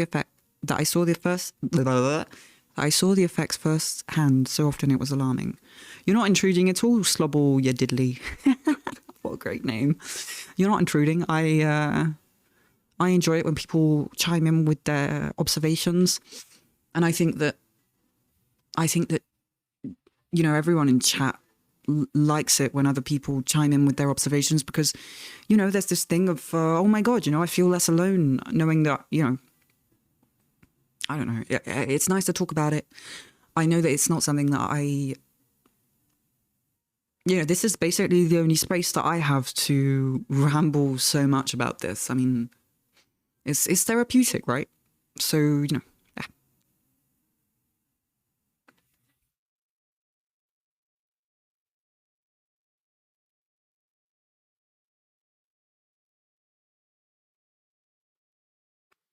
I think that the misconception is largely because disability in media is so often reduced to caricatures that mostly serve abled narratives. 100%, 100%, 100%, 100%. And, you know, this strange fixation that some able-bodied people have on, you know, finding out if someone's faking a disability. Maybe they're getting money that they shouldn't be getting. Maybe they're just slacking off work. Like, it's I feel like it can all be linked back to capitalism, and it can all be linked back to the society that pits us all against one another and that manufactures scarcity for resources when in fact there is largely enough to go around for everyone.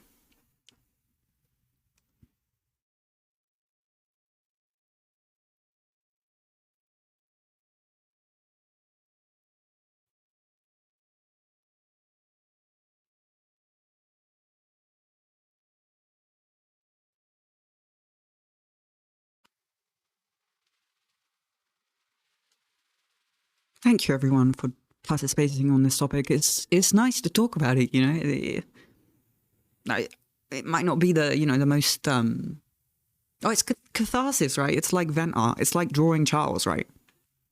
It's nice to draw him, even though I don't think he's you know what I mean. It's nice to talk about things that are painful, and yeah, I don't know.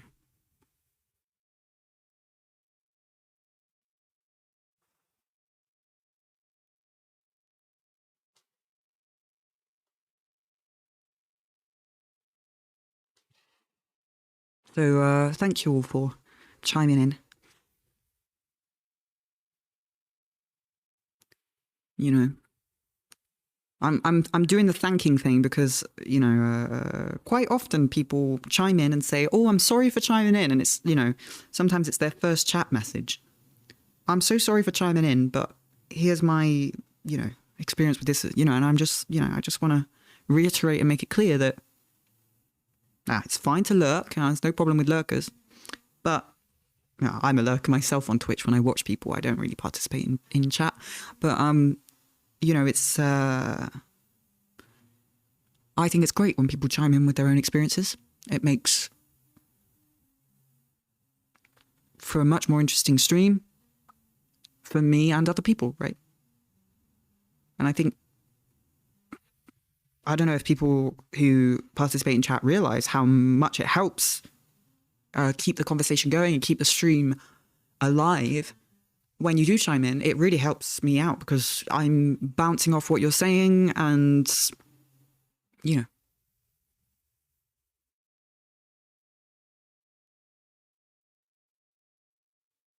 since disabled people are barred from public spaces by virtue of inaccessibility, so true, so true, very, very true. Sorry, I'm smiling because I'm thinking about all the people on Twitter still tagging me saying, "Oh my God, you said go outside was ableist?" Anyway, whatever. Their only experience with disabled people is those media caricatures. Very, very true. Very, very true. Sorry for the info dump. No problem, Patch. As I was saying, I love it. I encourage it. Please do info dump. I'm an info dumper myself. Oh my God. I'm constantly info dumping all of this information on especially chess gossip. The past weeks, I've been very, I don't know, I've just been, I guess chess is somewhat of a special interest of mine at the moment, right? So I've just been info dumping all of this chess gossip about these chess players onto my friends who, I don't know.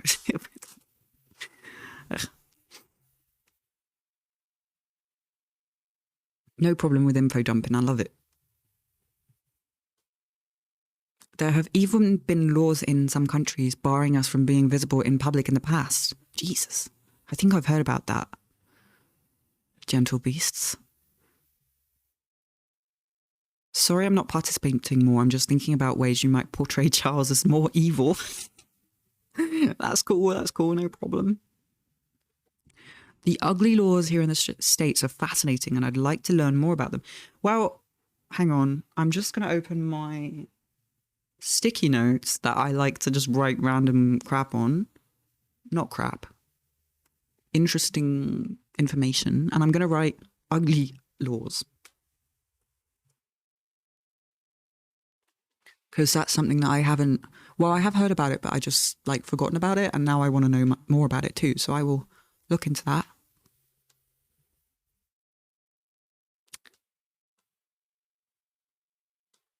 Full flora. Oh my God. I think it's because I haven't eaten today much. I keep mini burping. I don't know if you were here at the start of the stream, but one of my ideas for making Charles look more evil was once I've got his face down, I will draw the imperial crown on, the imperial crown, the crown with all the stolen diamonds.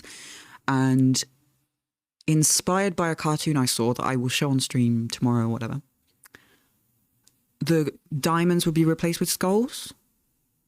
And then maybe, I don't know, you have some blood, I don't know. I guess that's quite, it's quite a superficial and explicit, like, way of portraying evil, just like skulls, blood. But, sometimes you just gotta go full Ben Garrison, right? Just be obvious as hell.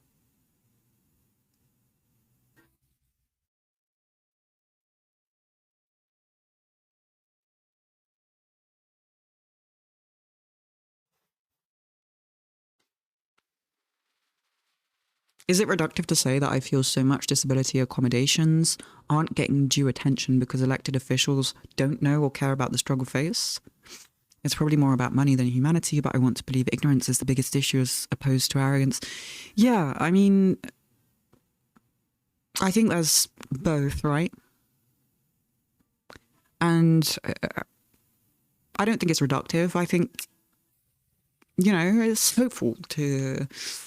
it's hopeful to imagine that, the more people know about disability and the more people realize that disabled people have bundles and bundles and tons of value to add to society.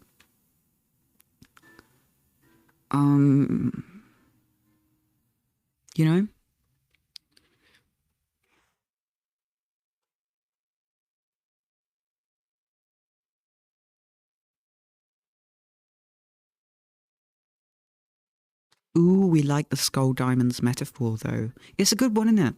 I saw it now. It's not my idea originally. I will show the cartoon on stream. And, have the artist's name. But they didn't draw Charles. They just drew the crown and, in quite, political cartoon style. They just drew the crown on a book, I think. I'm trying to remember. And yeah, the diamonds were skulls, and I just thought that was just really quite good. And so I was like, you know what? Let's do something with that.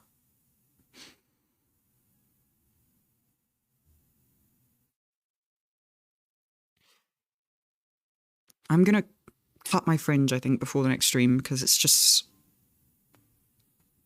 getting in the way of everything right now. Yeah.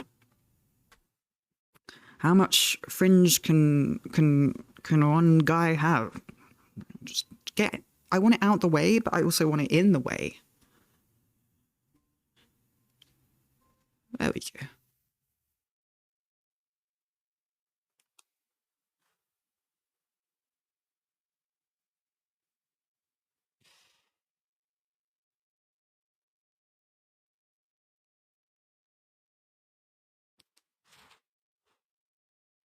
That's the kicker, though, right? It's the supposed value that disabled people can offer society. If they can't toil on their feet for 10 hours a day, then why accommodate them, right? Ghoulish, truly.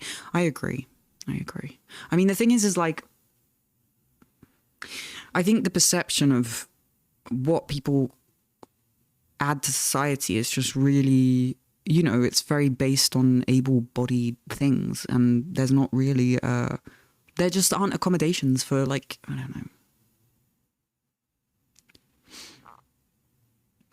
Capitalism is a system in which the value of a human being is defined by their ability to produce labor for capital owners. Yes.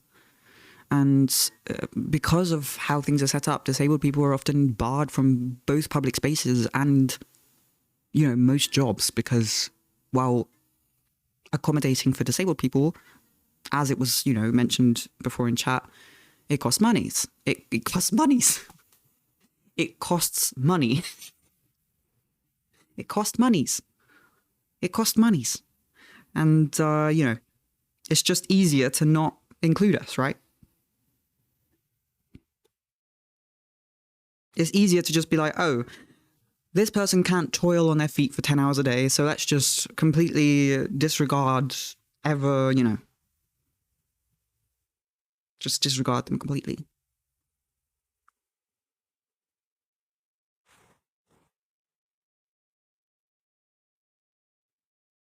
Unfortunately, a lot of so-called leftists are really hung up on defining the value of human beings based on their labor, so disabled people get excluded from a lot of leftist spaces.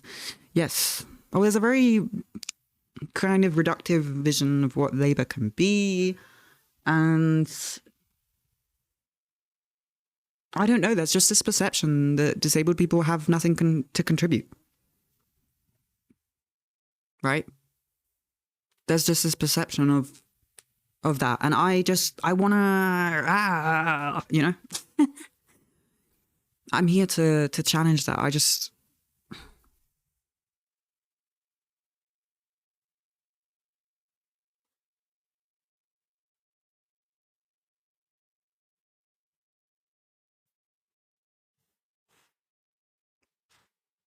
But yeah, I do agree. I do totally agree.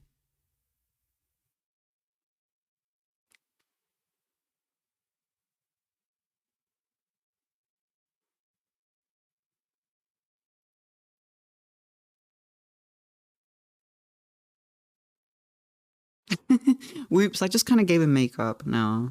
I look too nice. Okay, hang on. Gotta make it look more like a shadow. Oh, yes, capitalism always circles back as the root of all evil every time it's discussed. Yes, it is, isn't it? It's kind of amazing how that is the case. I wonder why.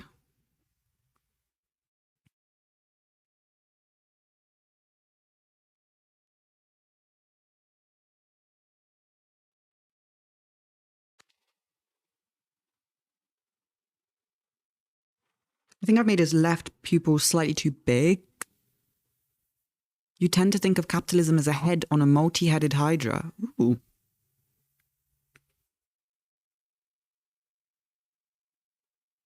I tend to think of it as the belly.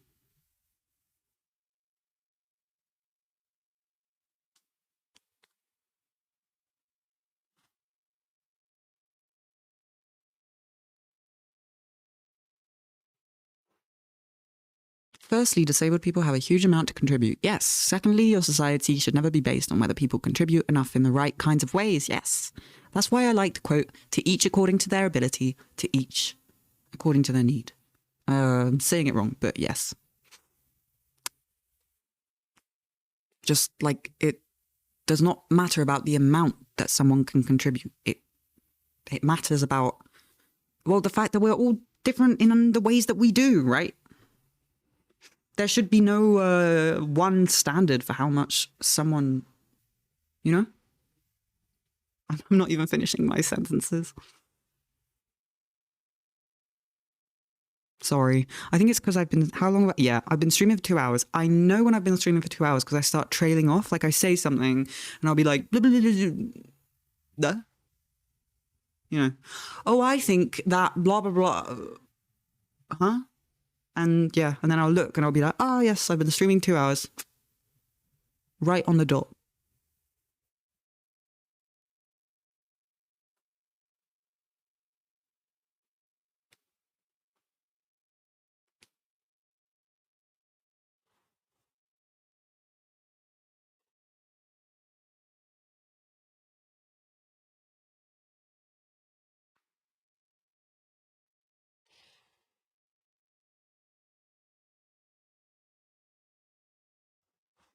Know your limits. Yes, I'm starting to really know them more and more, I would say.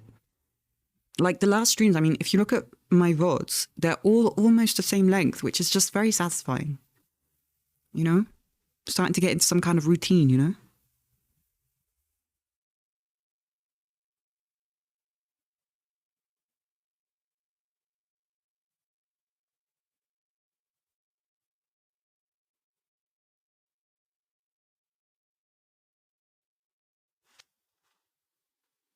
Breaks are good. Very, very true.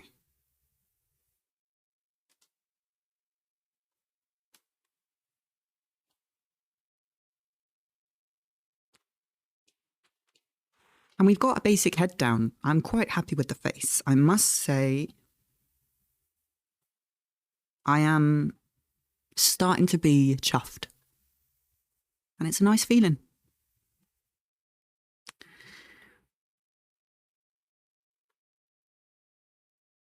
Because, political, art with faces, you got to make the person instantly recognizable, I don't want people looking at the finished drawing being like, okay, who's is it that guy? I want people to look at it and be like, oh, it's that guy.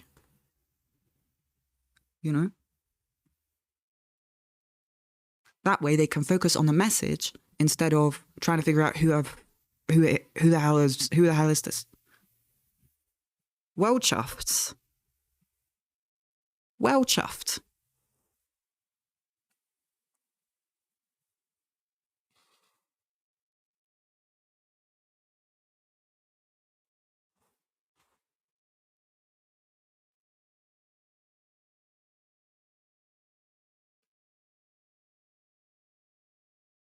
Ooh.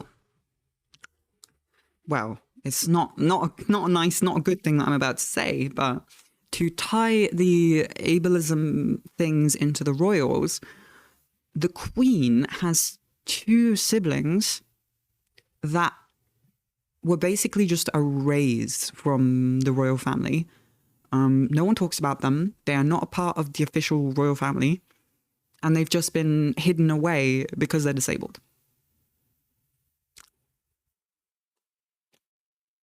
Yikes.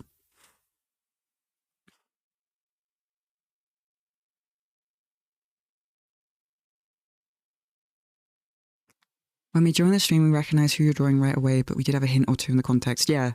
Not my king is probably giving it away a bit.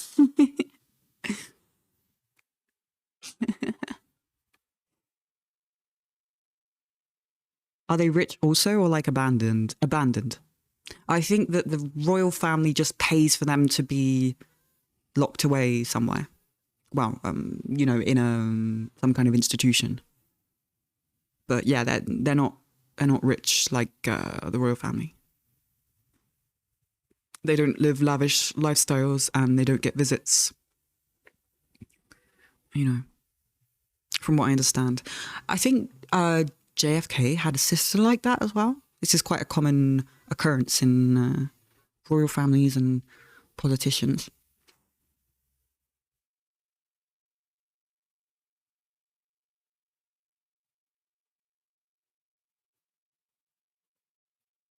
Yep.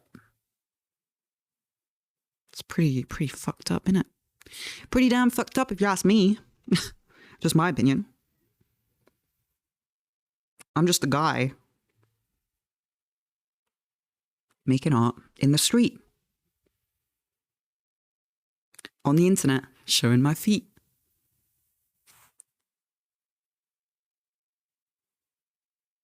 The Queen never even visited them. Yep. No, she was too busy defending her nonce kids. She was too busy defending her nonce son. That's the word. So yeah, she never visited her disabled siblings. She was too busy defending a paedophile.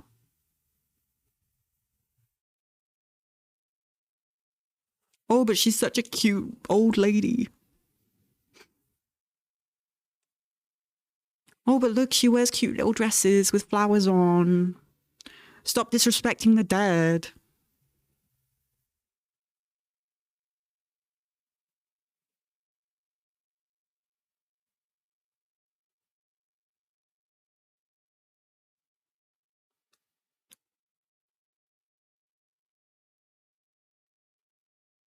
I'll disrespect anyone who defends a nonce.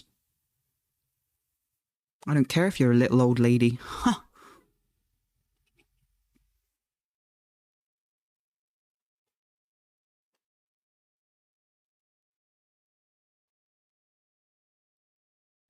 Are people actually defending the Queen? Oof. Oh, yeah.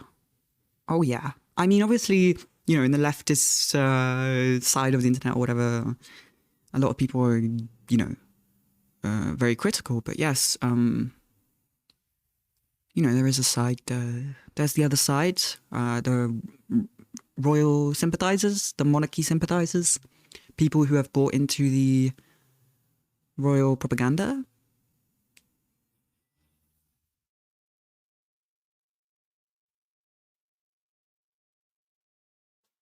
Love that her cutlery costs more than my rent. Absolutely. I bet like one fork costs more than your rent.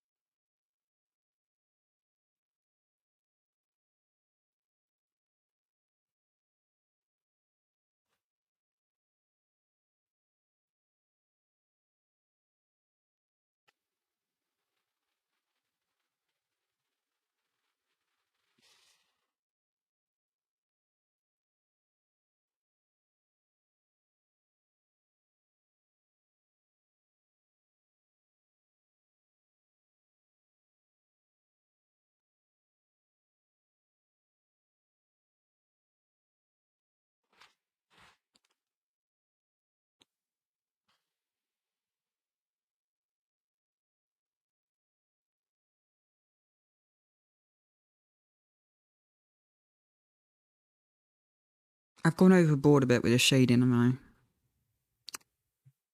That's to be expected from me. Oops, too small. Make a bigger brush with the eraser and just erase a little bit. Make the shading a little bit lighter, and then we'll go back in with the dark black for the, you know, nice little, I do like a healthy outline. Well, healthy, I mean, it's probably not, you know, a nice chunky outline. That's what I like. I've always liked a nice outline.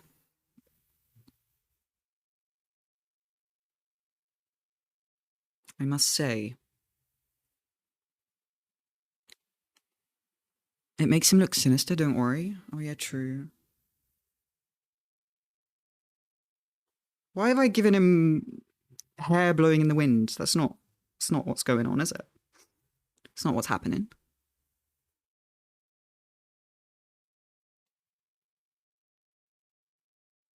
Oh, you can't see that.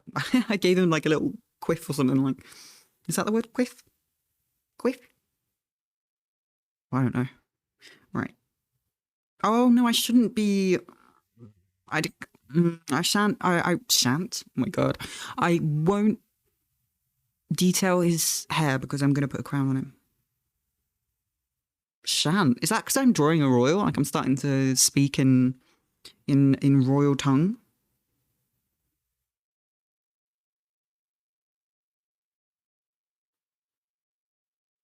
I don't think I've ever have I ever said shan't before? I don't know. I'm gonna dip, so I hope you have a great rest of the stream. It's pickle time for me. Oh well, have a nice pickle.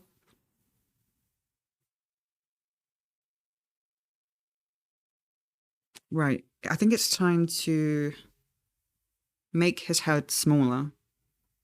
Because how am I gonna fit the imperial crown on this guy's head if it's this big? So I think I've got a good likeness there, yeah. I've made his mouth a little bit wide. We can always, we can figure that out later. So, is that enough room for the crown?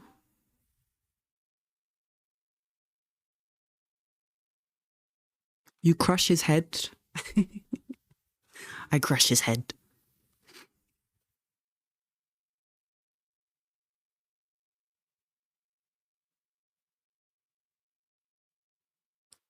Yeah. See, that's the thing, you know, like as Rob was saying earlier, you know, it's interesting to draw people you don't like.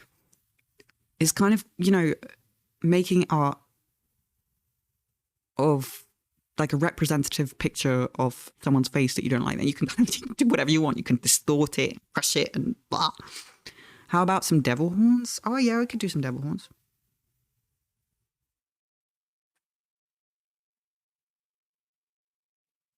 Shit.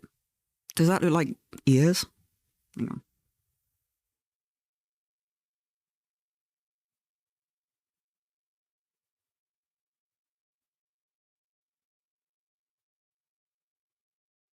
I'm getting flashbacks to the Boris Johnson with cat ears moment on stream. That happened. Did it happen? I think it did. Oops. Ass ears. What are ass ears?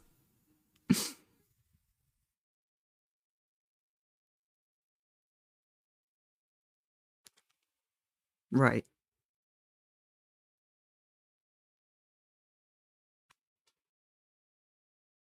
Artistic license, exactly.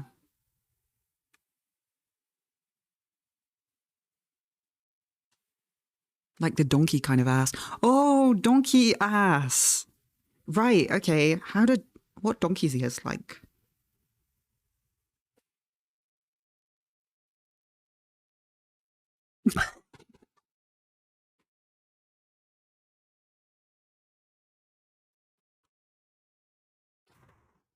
I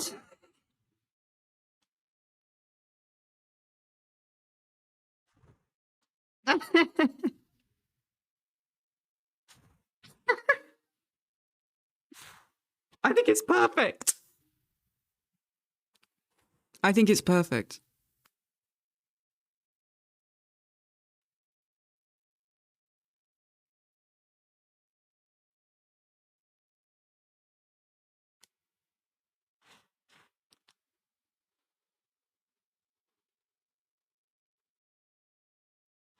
I'm gonna keep these. I'm gonna keep these ears because I love them. Look, I know they're not the most. Oh, hang on. Oh God, layers. They're not the most realistic, but there's something about them. I just wasn't expecting it to make me laugh so loud. The badly drawn. They kind of look like rabbit ears as well, which is not the vibe we were going for.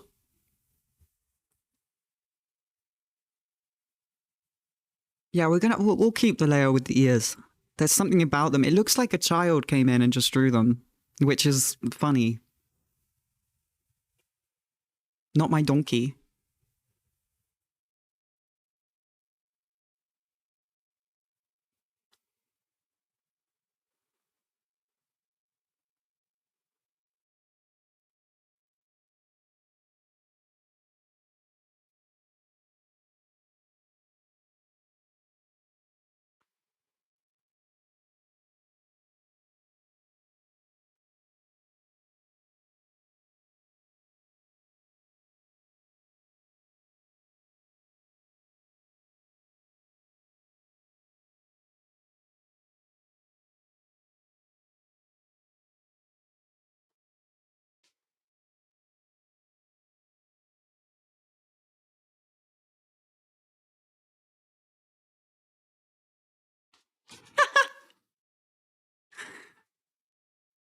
Not my ass. Not my donkey.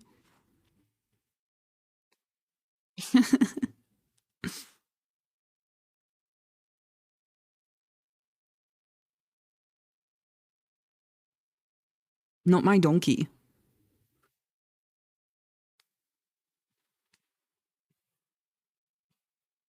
Well, this isn't really how I expected this drawing to turn out, but I'm not mad at it.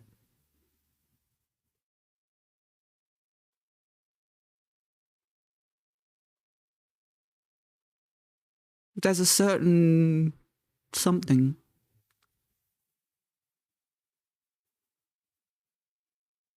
That looks like the texture that Bob Ross uses a lot.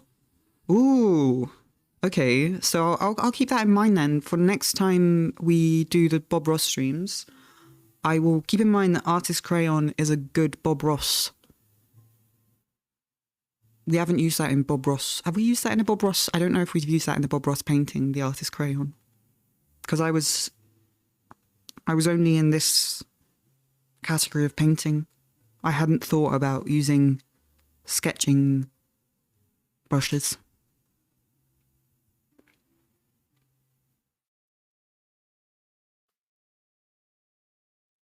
Right.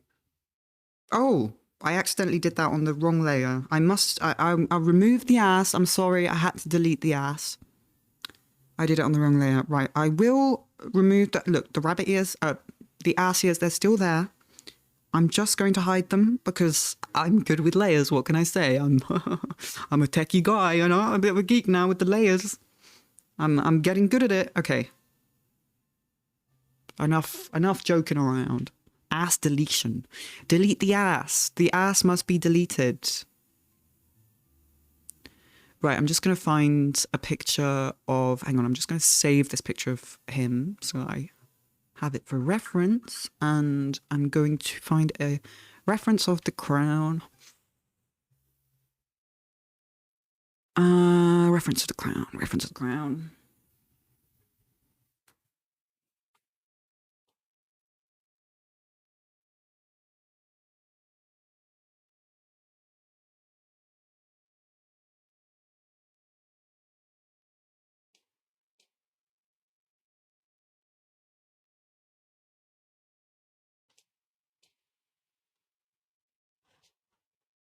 Reference of the crown. Reference of the crown. Decidedly, no powdered meals for me today.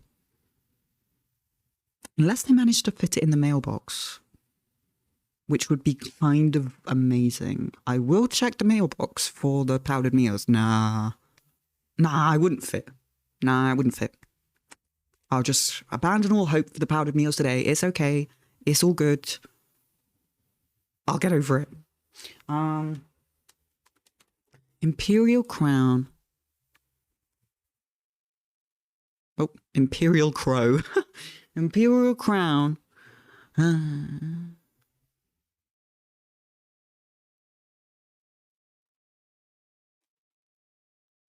Will the powdered meals come soon? Yeah, I mean, they were due to be delivered today. I got a text saying the delivery guy will be at your place between 11 and 2, and he just didn't show up. So I think I'll have to call him up on Monday, just like, hi, please can you deliver? Because like sometimes delivery companies will just drop it off at the depot place, at the warehouse, and they'll send you a message saying, come and pick it up. So I might have to call them up and once again explain that I cannot come and pick it up and they must deliver it to my place.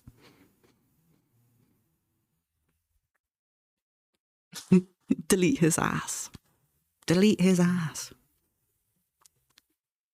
Right, Imperial crown. Imperial state crown. Okay, that's what it's called. Ooh.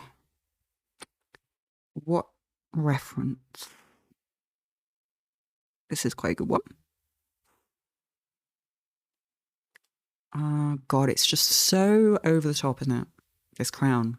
It's disgusting. Right, hang on. Open image in new tab.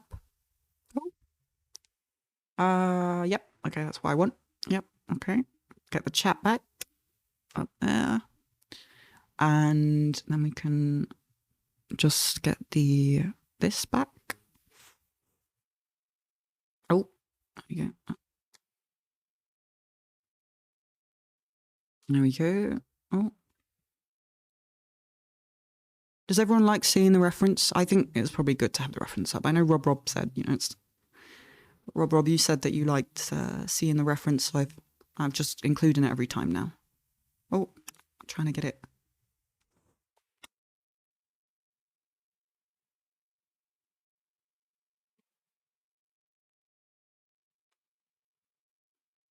Where are my pronouns gone? There they are.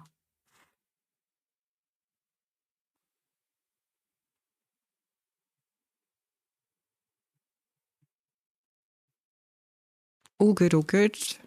Right, let's see. I think his head is still too big. Make you smaller. Aha, shrink you down to size. Okay.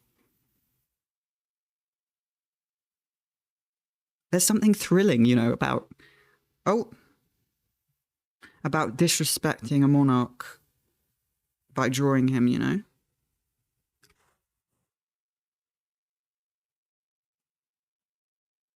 Agreed about how over the top the crown is. We always hated that thing. It's so ugly and obnoxious. Oh, I agree. It's so ugly.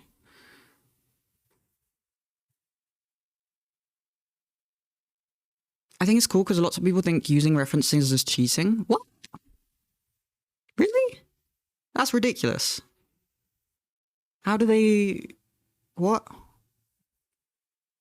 I mean... in what case scenario? I mean, if you're trying to draw a portrait of a political figure and you think using references is cheating, that's just the strangest take I've ever heard, really. Am I supposed to have like a... I have aphantasia. I'm like aphantasia as well. I can't see anything when I close my eyes. I have nothing in my head. There's nothing there. It's just black. There's nothing. So I have no idea how I would draw anything without looking at it, really. I mean, I can draw a face without reference now because I've drawn so many faces, but that's only because I've looked at faces and I've drawn them with reference, to start with. So I'm not sure how people who don't know how to draw think that is not real drawing. Well, they're just being silly. That's a very silly take. The only reason I can draw faces from, without a reference, which I can, is because I've drawn people's faces by looking at them, and the same with everything else. The only reason I can kind of draw a horse, I don't know if I can draw a horse from without a reference now. I used to be able to draw quite a good horse without a reference, but that's only because I'd studied horse anatomy, right? I'd pored over how bones in the horse work and muscles and blah, blah, blah,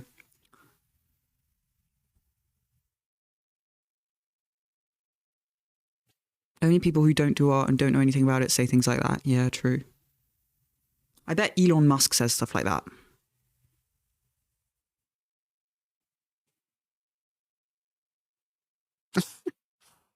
I will never miss an opportunity to slander Elon Musk. Wow, annoying people do this. Oh yeah, I bet Elon Musk does that. Hang on, I just want to look at something. There we go. It's just nice to see,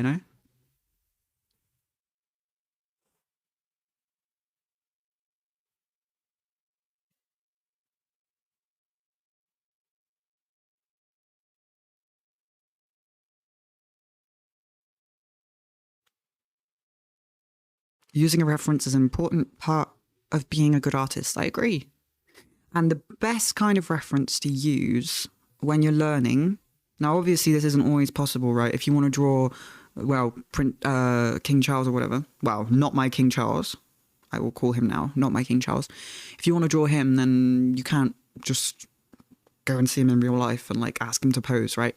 But when you're learning, I think it's quite good to try and draw people who are actually in front of you physically, because it's another level of challenge to try and convert a 3D object in space to a 2D drawing.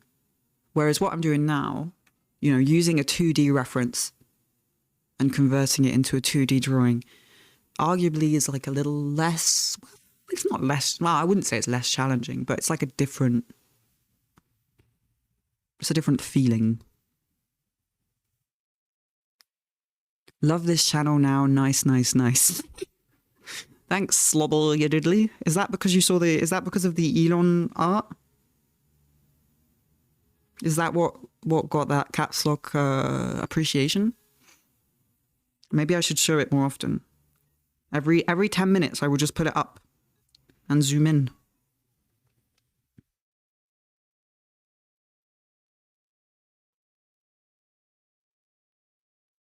Yes. Yeah, it's one of my favorite things that we've done so far, really. This one. Oh, what have I done? There we go.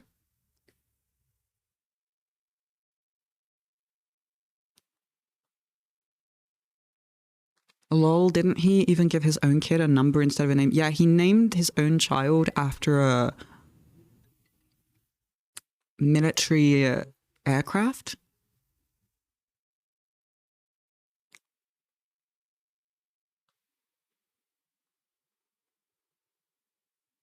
His favorite military aircraft.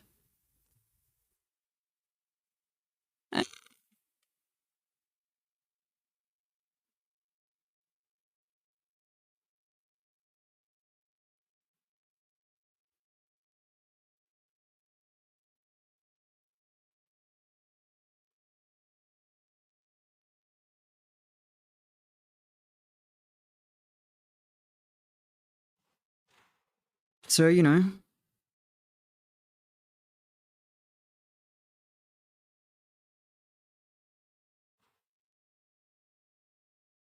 if you want to use a name like that, take it yourself. Don't dump it on some innocent person who has no say in the matter. Yeah.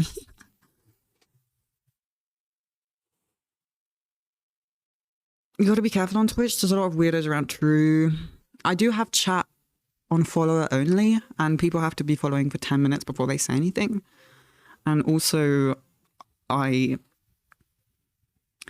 will not hesitate to ban anyone who remotely annoys me.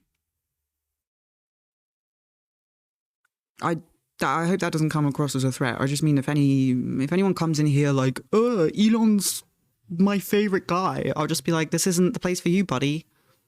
You can't participate in chat. You can hang around and lurk if you want. You can watch me and maybe, you know, maybe start to be like, hey, this guy's pretty cool. Maybe he's cooler than Elon Musk, but I don't want you in my chat. Goodbye.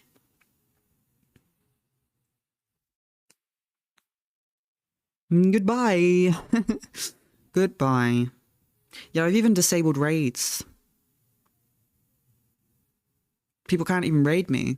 I don't want any of your people coming my way. Nope. I don't want anyone to have the power to send me 200 random people.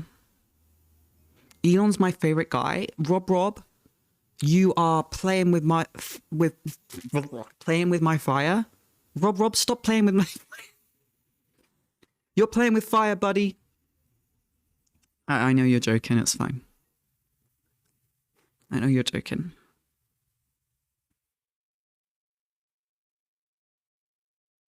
I don't think I've ever seen a channel without following chat and only enabled. Oh, really? I didn't have it enabled at first, but then again, you know, when I first turned up on Twitch and started, you know, seriously trying to stream and stuff,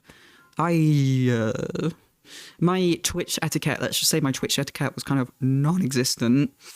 You know, I didn't really know how to do anything.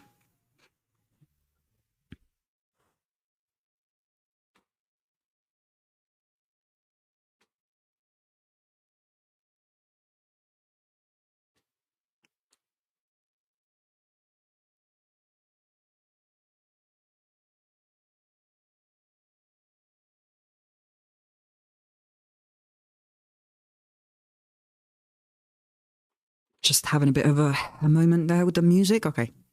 Right. Imperial Crown.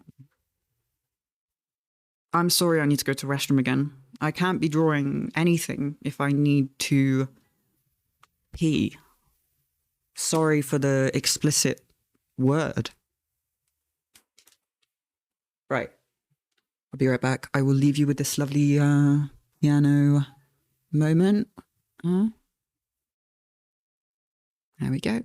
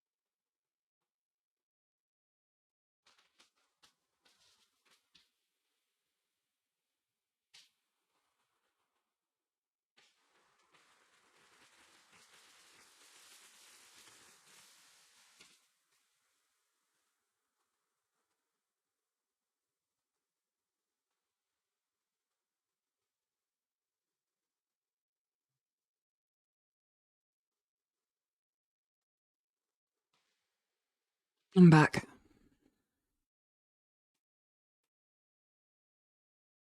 I'm enjoying this music. Is this the same album that I... Okay. I'm gonna favorite this one. Hang on. Just gotta favorite this album. Oh, hang on. Oh, there we go. Nice. Oh, yeah.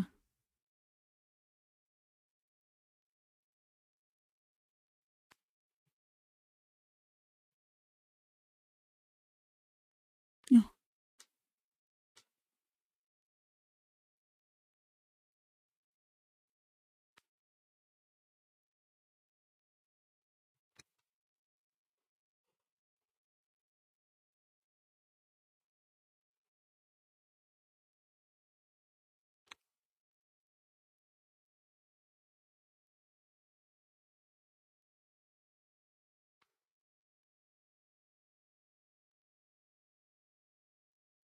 Oh, yeah, and I mean, no one in chat right now is at risk of being banned. Don't worry. Sorry, I hope I didn't, like, randomly scare everyone.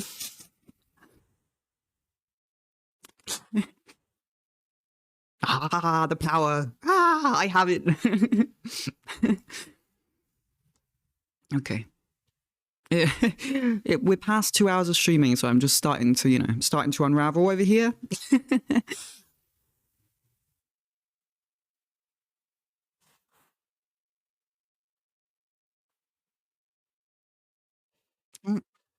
Oh.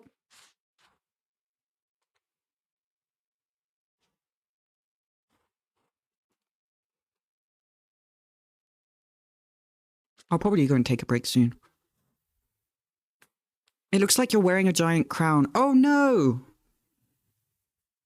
That wasn't my intention. It does though, doesn't it? You're so glad to find a channel that isn't actively mourning a parasite. Oh god. Welcome. Welcome to the show. Now, the reason that I'm not drawing the queen and making vent art about the queen is because I did think it through, and I thought that maybe it was easier to avoid, you know, the easy criticism of, oh, you're disrespecting the dead if I go after Charles, right? You know? I feel like it's easier to, not easier, but like less of a risk of the bad faith bullshit, you know? If I go after this guy, this dude, this guy. There's something disrespectful, isn't there, about calling, you know, King Charles this guy, this random guy, this dude, this whoever the hell, whatever the fuck. Whoops, I said the F word. We're past 2.5 hours of streaming. I'm starting to swear. This broski. Just move that a bit. This butthead. Yeah, that's a good one. Butthead.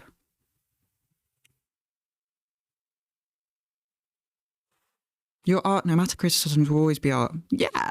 And I haven't gotten any criticisms yet. But it's just like, you know, I tend to think in a way, you know, I tend to plan things ahead and try and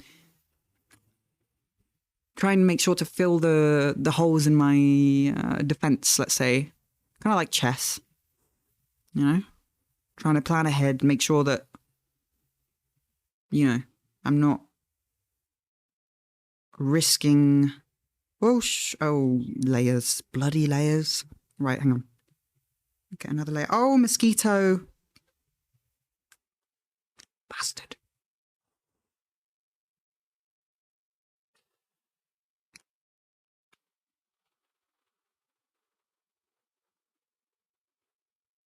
I don't... this crown is just so ridiculous. It doesn't even look like it would fit on anyone's head. Like, it's just such a... Anyway.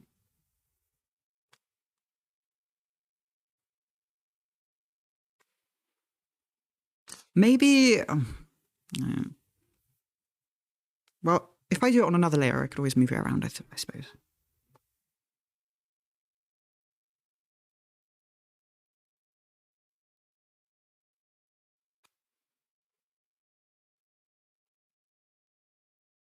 Just trying to get an angle down. That looks like a good angle. You know, an angle for the how it will rest atop his head.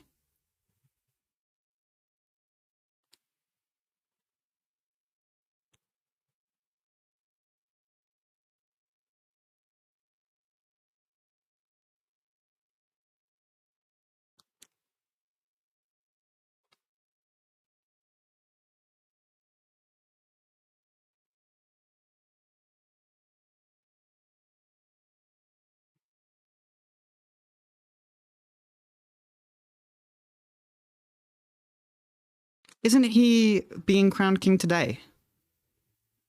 Or am I getting that wrong? I think so. So, you know what? Nicely timed stream. Good job, me.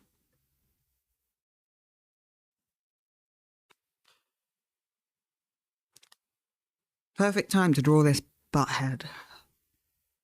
This ass. I don't draw crowns a lot, so this is going to be a learning experience for me. God, this thing is ridiculous. Seriously.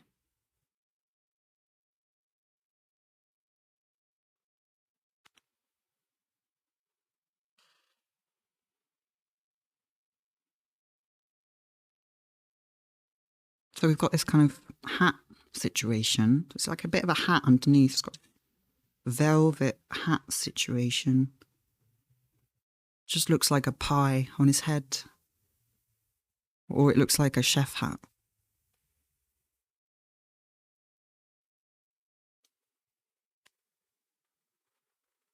I don't know what that is. It looks like a sandwich or like a hamburger. Well, you know, it is how it is. Faces, they start out as potatoes. And I guess crowns look like hamburgers.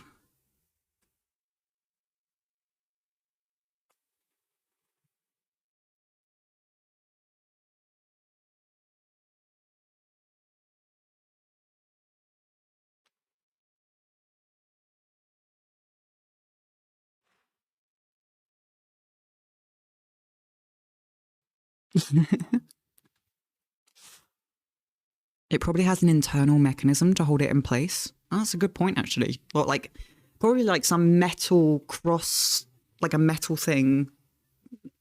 Because when you look at pictures of the queen, well, the ex-queen wearing it, it just looks so awkward.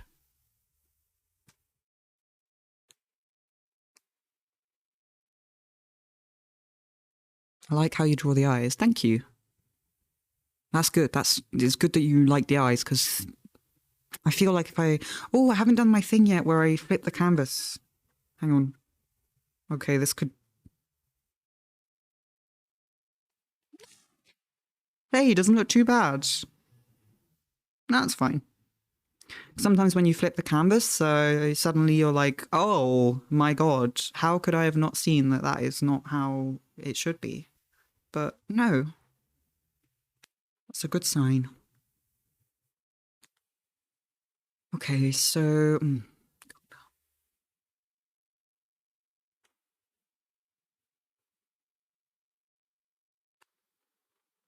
Checking my phone to see when my friend is gonna... Crown needs to be bigger. That's a fair point.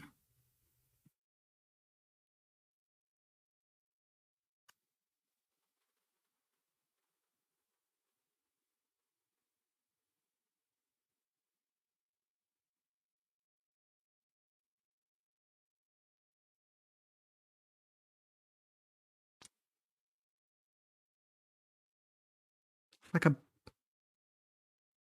big hamburger.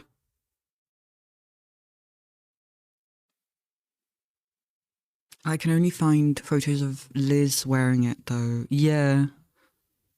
And I bet she has, like, a smaller head. Because this guy has a really long head.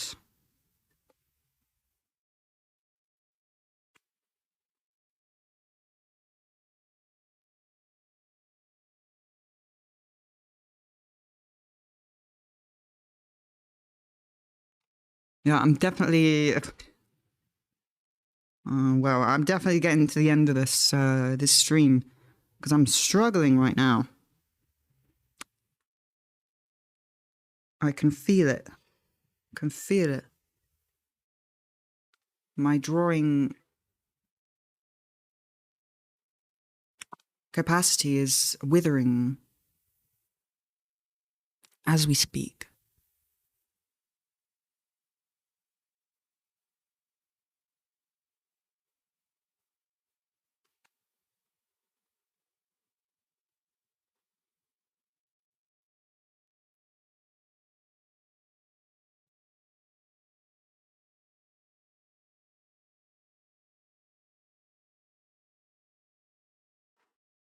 Take a break. Yeah. We're over oh my god, 2 hours and 42 minutes. Okay, yeah, I will take a break. I will take a break. I'm gonna take a break. I am forcing the break.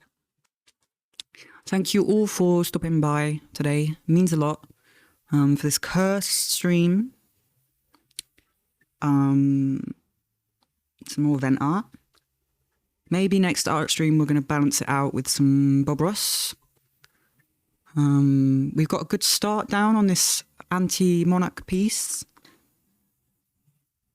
It would be nice to have it, you know, I really, you know, this the skull crown, such a good idea.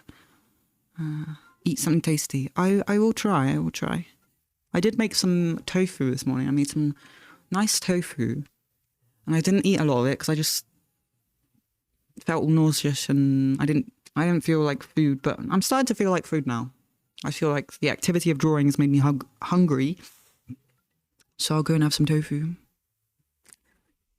Thank you all for stopping by. It means an absolute ton, and I will be back soon for some more of my antics. Thank you all for your participation and your support.